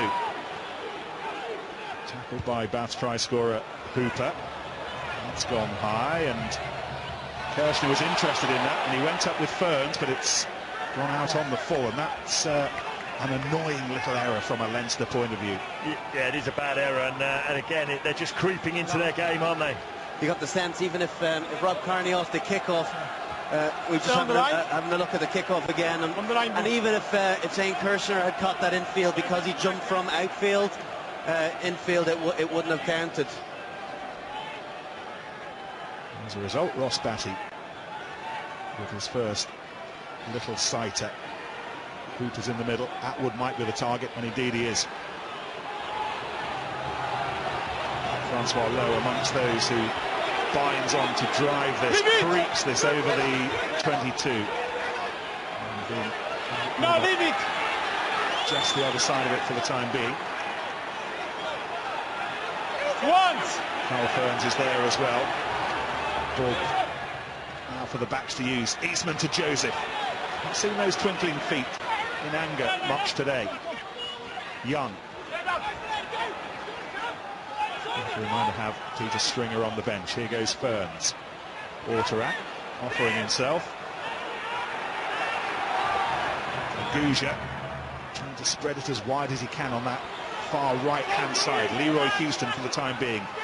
Jab up the middle. Atwood back to Ford, and then the ball's lost by Ferns. A little shame there. Mike Ford just assesses his options. Ferns disappointed with that. We can have another word with Henry Thomas, who's watching this down on the touchline. Your reading of the scrums at the moment, Henry, and thoughts perhaps behind those replacements. Yeah, it looks like Leinster are getting on top a little bit. Just saw that last scrum, Leinster won the engage, and you can see they went forward on that on their loose head side, which made it very difficult for Paul James, and with the tight head going across, left Paul James with only option to go in, and so the problem really is on the other side. Where does the front row union rate Cian Healy at the moment? Where does he stand in the league ladder? Yeah, he's definitely up there. You know, his prowess around the park sets him aside from a lot of players, but he's a big, strong loose head, and he's a handy operator. Thank you, Henry. I look to Lawrence. There was a lot of compliments there. He's a very handy operator, and he's a player who's really grown, literally, physically, and in terms of the way he's able to command himself on the field. You've been looking at the last try, the Hooper try, Brian. Yeah, it was again just the identification of Ford as to who's defending in front of him. If you just watch, we pause it, and Devin Toner has eyes out, and he just sees that he's got a one-on-one with Cian Healy, and against a loose head prop, you'll take that gap all day. And then, in fairness to Hooper, he runs a great support line and is unstoppable from 5 yards. I think one of those things you're taught, aren't you, when you defend, is to look inside at who's defending with you, and if you've got a prop inside you, you can't give them too much to do, bless them, because they're fantastic around the park, but you can't give them a big gap in. You got to know who's on your inside and who's on your outside. However, that little tackles made graphic, an illustration of just who's been carrying the ball in hand forward most. Although it is Bath who have the two scores, and here goes Heaslett on a Leinster charge out of the 22. Boss. Well, it's a competitive little kick up, but Banahan was there first. He's got to deal with Carney, who latched on quickly as well, but Carney has to let it go. Challenging Gia. Whoa! He didn't let go, and he won the ball back. Well, the referee thinks that Leinster got the ball. Was it Carney there? Looked 50-50. Van Hand shaking his head. I think he felt he had the ball initially. Let's have a look at it. It's a wrestle for the ball, isn't it, Brian? I suppose Leinster may have just had the nudge going forward. And that's what you need. That's what the referee's looking for. Which team is weighing in behind the ball catcher, and it only needs to be a matter of centimetres, and that was the difference on that occasion. It was great work from Carney, who's extended his contract with the IRFU this season until 2018. Said the return of Johnny Sexton was one of the big factors. Yeah, listen, I think a lot of guys will be thinking about re-signing with Johnny coming back, and with Ian Madigan playing at 12, looks like a nice three-quarter line with Carney re-signing also. Keep walking, keep walking, keep walking. Well, that Leinster scrum has been dominant, if not throughout, certainly the last 30-40 minutes or so, Lawrence. It's really started to get a handle on Bath. Well, we've seen the changes made by Mike Ford on the Bath bench, bringing the subs on, bringing Autorak on, bringing Ross Batty on, but same problems as we see now. Jack McGrath coming on, and Owen Redding. I didn't think it'd be long before Reds was on. Owen Redding, he took that bang to the head last Friday against Glasgow. He's fine to join us today. Heineken Cup winner with Wasps and with Leinster, with both of you. Yeah, he's normally a starter, is Owen Redding, but he's made such a good job of playing well in that last 20-30 minutes. It's not a role you particularly want to do well in, is it? It's a dangerous thing. Obviously, you want to do very well for your team when you come on, but you know he certainly wants to start, irrespective of how old he is. Max Laheath on as well. He's replaced Kane Palmer Newport.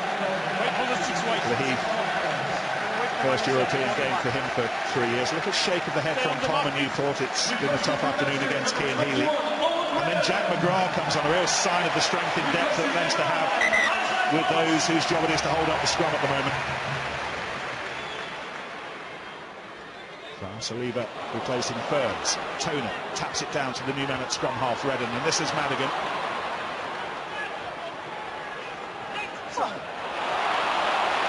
Building up a head of steam with Cronin. Takes it over halfway. Carney. And this is Healy. Up to the 22.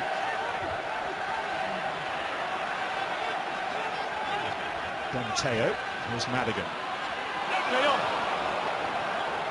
Redden to Gopeth. And this is Kirshner. Put away!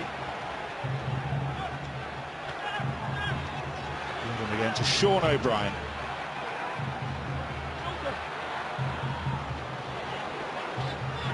Geordie Murphy. Holding on to possession again. Patient stuff from Leinster, just outside the 22. But then Madigan was hit backwards and he's lost possession. And Young doesn't waste any time in firing it downfield. I was just going to say, we went through the most phases in the game there of any of the attacking sides, and just as Leinster made the mistake. Let's have a word with the Leinster team manager, Guy Easterby. Guy, where's the balance of power at the moment, do you think? It's probably fairly 50-50. Obviously, the scoreboard's telling us we're slightly ahead, but there's still a quarter of the game to go, and we need to keep on our game to make sure we come away with a win.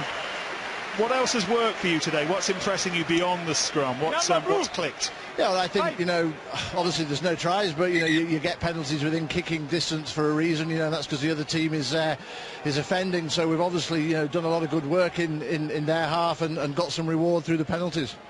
Brilliant. Thank you, Guy. No problem. Approaching the final quarter.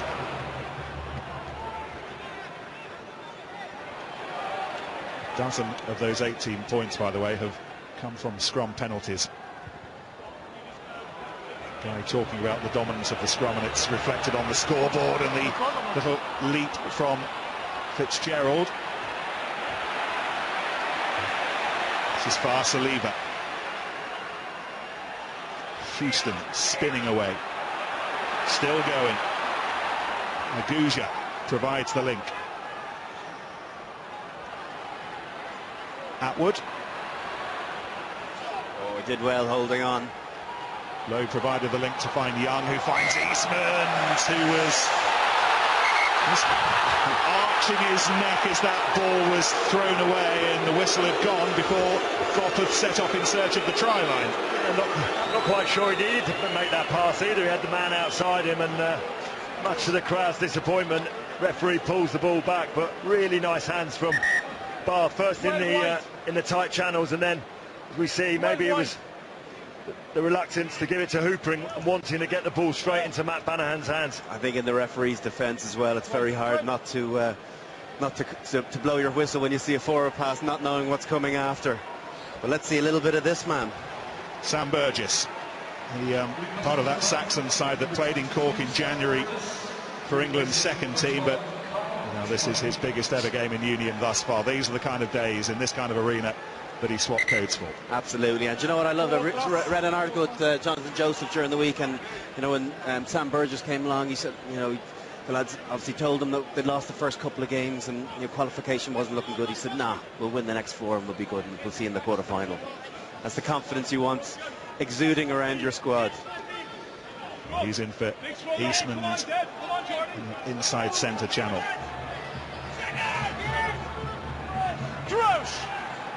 Into the final quarter. Bath with the 2 tries through Ford and Hooper. Ian Madigan's 6 penalties have the hosts ahead. Just interesting, Nick, where they're defending Burgess. He's at first receiver, and they have Ford out at 12. So whether they feel that the 10 channel is the dangerous spot. Let's have a look. Gopperth flings it wide to Madigan. They're looking for some width here, and they found Fitzgerald really nicely over halfway. And he's stayed on his feet until the 10-metre line. Redden. This is Toner. Cronin, who's still with us. Kirshner finding Geordie Murphy, who has strode forward purposefully again today. McCarthy. Wallaby test player. Kane Douglas injured, so McCarthy on from the off, and Redden. That's a cheeky little one, and Banahan has to select reverse gear, and here goes Watson with the ambition to take it on himself. We know what he can do with the ball in hand, and he's still going, and Ford's up in support. Aguja's crying for it, and he's given it away. Well, thrilling counter-attack from Bath, but Leinster with their mitts on the ball. Yeah, I think the referees are saying he dropped it and then he gave him the benefit of the doubt. Oh, he's just wiping his brain, knows that was an opportunity, as does that man. Wonderful break from Watson. Well, the Argentinian gave a little whoop of delight when he stepped on the pitch yesterday for the training session. He was so excited, and this was very nearly his moment. Really took it on, didn't he, Watson there? First went straight and then realises where the space is and where the outside backs are. Really nice run and timing of the pass. That's the dangers of defending in ones against Anthony Watson. I think only Mr. Aguja knows whether that was fleet of hand and foot or whether it was a knock-on. He'll be telling us it was the former. We're just checking the tackle at the moment. I think the arrival of, or the imminent arrival of Rob Carney at fullback had something to do with Aguja's reactions. He was across very quickly. There's nothing doing with the high tackle. Here comes Matt Garvey, perhaps smarting from missing out on a starting spot. And he takes the place in the second row of Dave Atwood.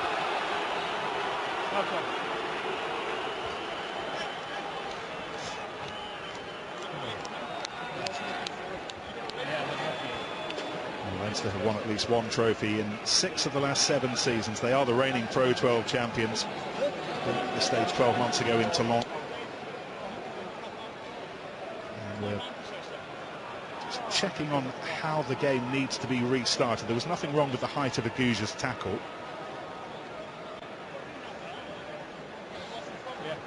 I think we just need to get on with it here.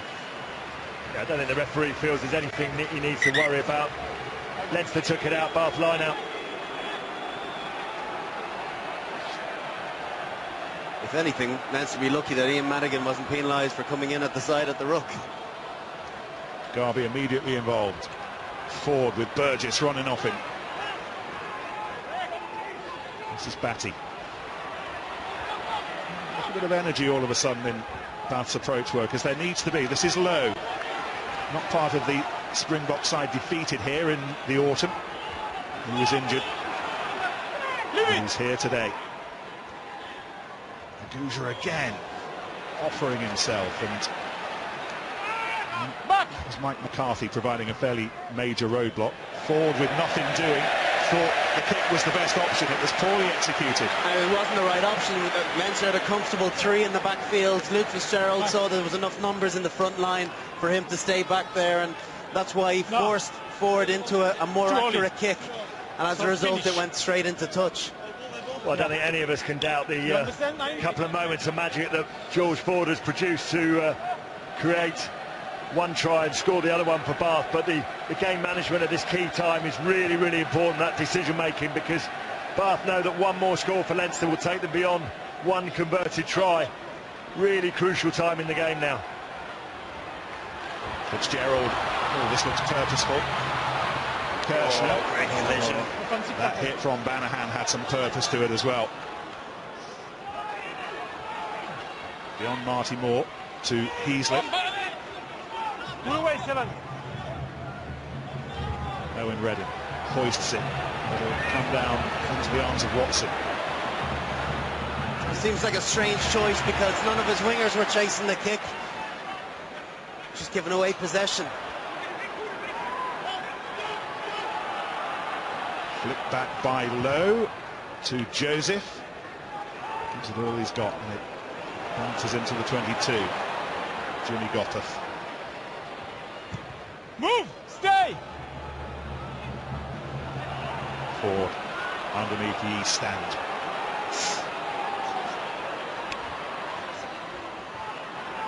There's Aguja and Batty. Direct form! Turned back by Garvey, and Burgess loses the ball in contact. Now then, Madigan, they think there might be something on here. This is Carney. Kirshner, second half replacement for Fergus McFadden. And this is McCarthy.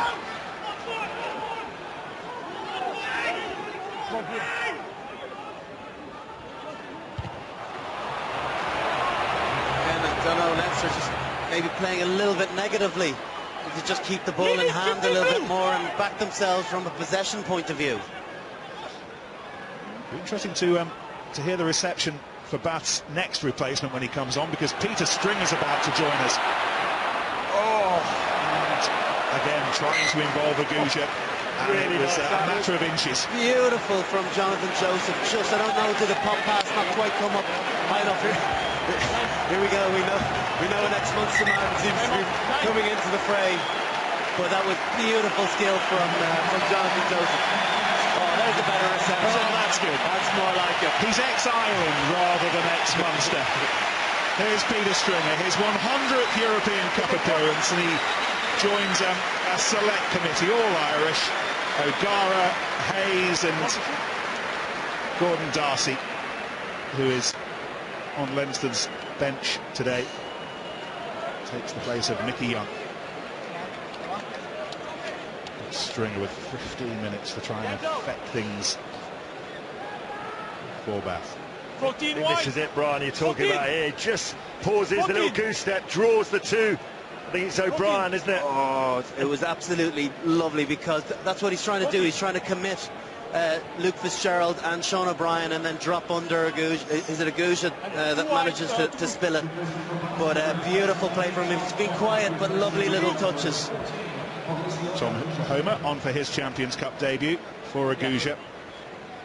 It was a lovely moment yesterday with Peter Stringer at the end of the training session. He just took some time on his own afterwards, Brian, to stand and look around the place. It will have changed since he first made his debut, but so many memories on this piece of land, if not necessarily this stadium so much. Yeah, and you know, to be one of the very unfortunate guys not to have reached the century of caps. I think he's sitting on 98, and yeah, he won't have played in the new Aviva, but we've had many great memories from him, and his very fast service over the years through the 2000s. as he played his 98th and final game here against England in the Grand Slam decider. Well, Leinster have made 5 changes so far. Bath have emptied the bench. Keep walking. They've decanted all of their options, and Anthony Watson has gone onto the wing to allow Homer to station himself at fullback. Well, that was a better scrum from a Bath point of view. Managed to get a nudge on, referee decides to reset it. Let's just have another look at this. Look at that, comes round. Ross Batsey comes up, Autorak, much better from the Bath 8 though.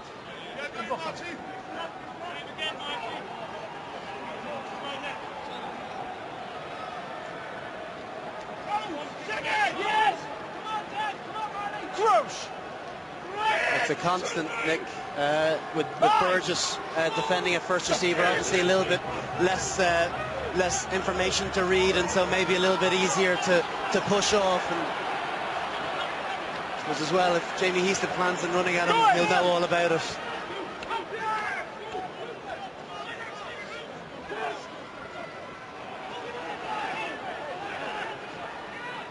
Moore goes in to make sure that it's clean ball for Redden to use.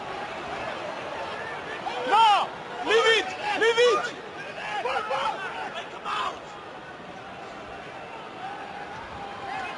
Gottert with Benteo offering himself back on the same pitch as Burgess, the two of them together for the Rabbitohs in Sydney in League.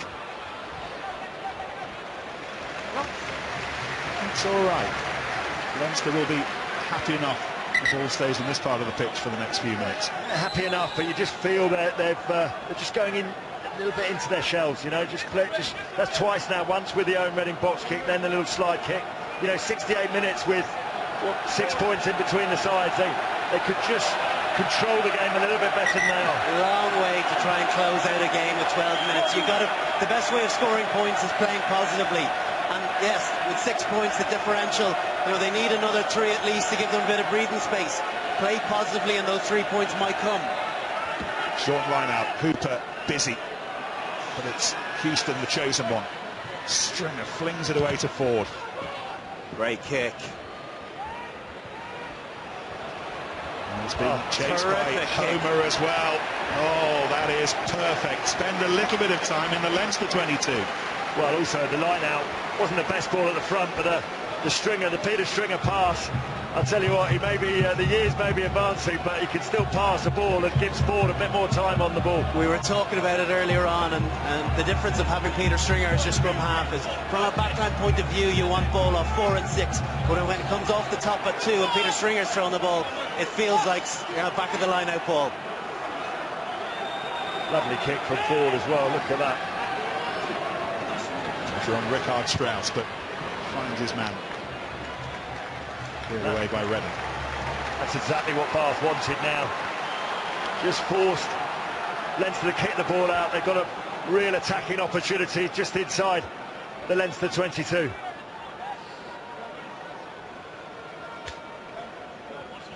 A little over 10 minutes to go. 7!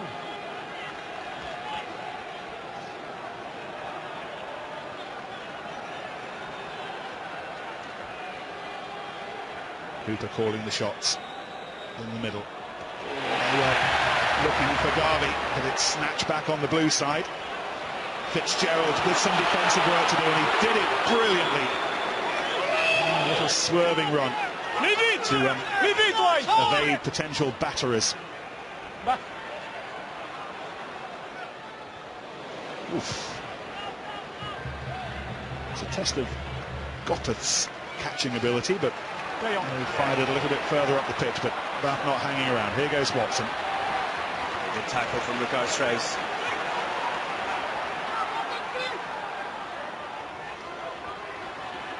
Autorak, European debut this season for the youngster. Stringer again away quickly to Garvey.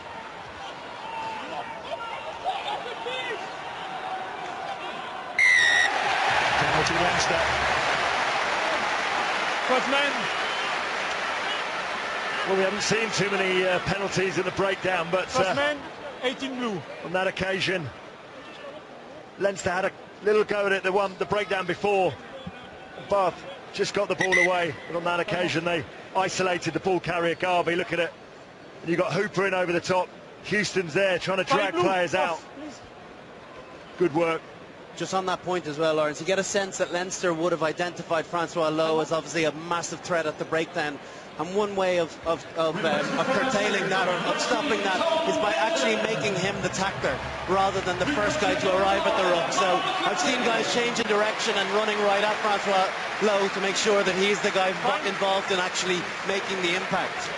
Well, as Gordon Darcy prepares to join us, Tom Denton has taken the place of Mike McCarthy. Denton's first European game for a couple of years. Gordon Darcy more than 100 in Europe now. There's Denton.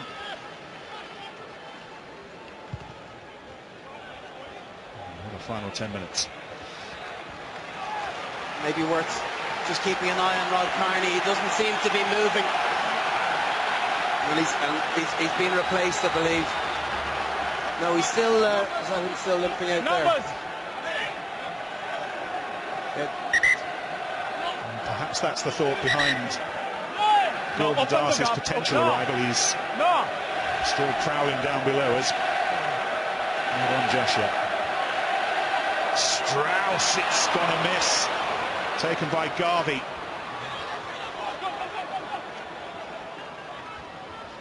Ford again. Eager to play the game in that area of the pitch. Carney, what's his kicking look like? Spirals it long down to the 22, where Ford again suggests that he was going to send that aerial, and then he held on to it. Batty. And Jack McGrath did his best to get over the ball, but it's Homer. Marty Moore amongst those who stopped him. Garvey again. String into Joseph. Beyond Lowe. Taken on by Burgess. Penalty. 1-9. A little over 7 minutes to go. We've got a couple of captains here. Just a hint of a knock on there as Bath take this ball in. Look at this. And then... Oh, I think it's squeezed back. And then don't play the scrum half. Cardinal error. No question that the penalty decision is the right decision at this stage.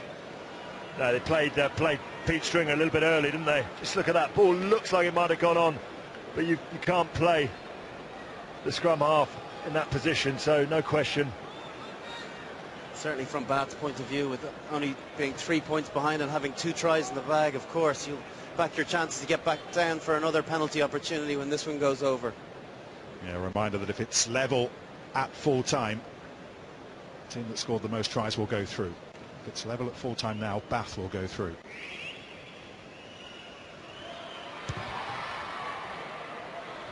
And they move to within just 3 points. Half a dozen minutes to go in Dublin for a place in the semi-finals. At the moment it's just Leinster, but Bath are on their tails. You've got to admire the way that Bath are happy to keep on playing, and even though he's made a couple of mistakes, George Ford, he signalled he was going to put the kick up. He saw the space in front of him and decided to hold on to the ball and set up that attacking position, and not afraid to carry on playing right the way through the game. You've got to be positive. You're going to put yourself in the best position for either 3 or 5 pointers. And the change that we talked about has been made. Darcy on for Carney. Important restart. Burgess has it. Stay. Looks like Madigan is sweeping up at fullback now, although this will be Heaslip initially. On he goes, the captain. No one more determined that this will be Leinster's day. Redden to Gothard. Murphy was fair charging outside him. Gothard holds on to it. Here goes Darcy. Oh, it's a steal. It's a steal. Penalty. Is that Francois Lowe, is it? I think it is. We talked about it. He's been very quiet around the breakdown all game, and he picks one that really matters. Leinster players were protesting. He came in at the side, but nothing wrong there. Straight in over the top. Good body position. Crucial steal.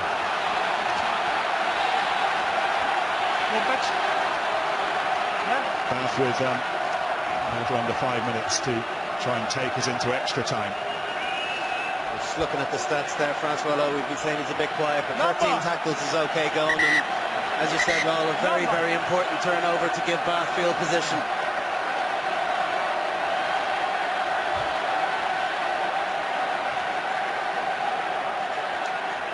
Where does Hooper want this? He wants it in his own hands.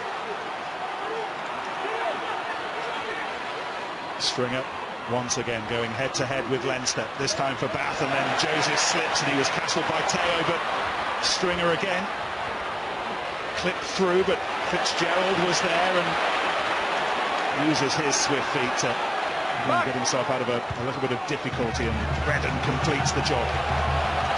Ford, Watson's calling for it.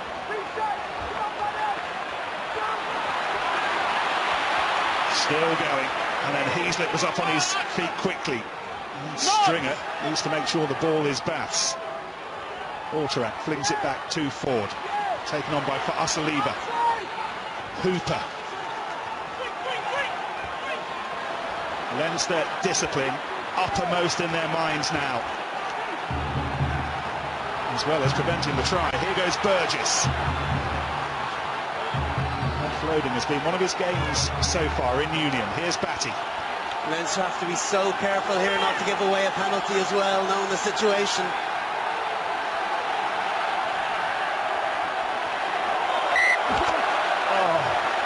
Just mistake at the wrong time for Bath. Forward pass. Banahan looks on quizzically.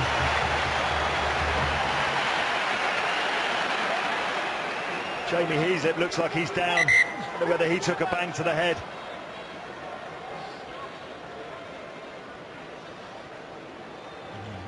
He's going to need some treatment. Just to reiterate, level at 80 minutes into extra time, level at the end of extra time. It's the team with the most tries, just to avoid any confusion that might have been in our minds. Let's go. 16 handling errors, Lawrence. Well, if you add that to the 11 penalties, it's kind of the reason why Bath will argue the accuracy's not quite been there for a game of this quality. And importantly, we've just seen a passing error, forward pass, which is on 77.5 minutes, given possession back to Leinster, and possibly with that, the last opportunity, possibly. They're going to have to work very hard now, might get one more if they're lucky. It's a nail-biter, whichever side of the Irish Sea you're from. What we doing? What we doing?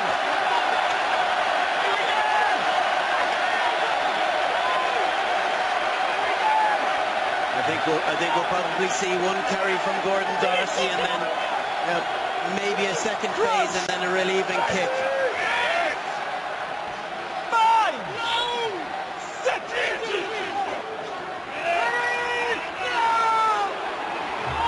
It's a good scrum from Bath.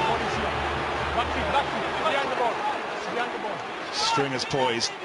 Heaslip and Redden have to get this absolutely right. That critical combination between the 8 and the scrum half, and how well Leinster have done to reset that. Redden, it's been charged down!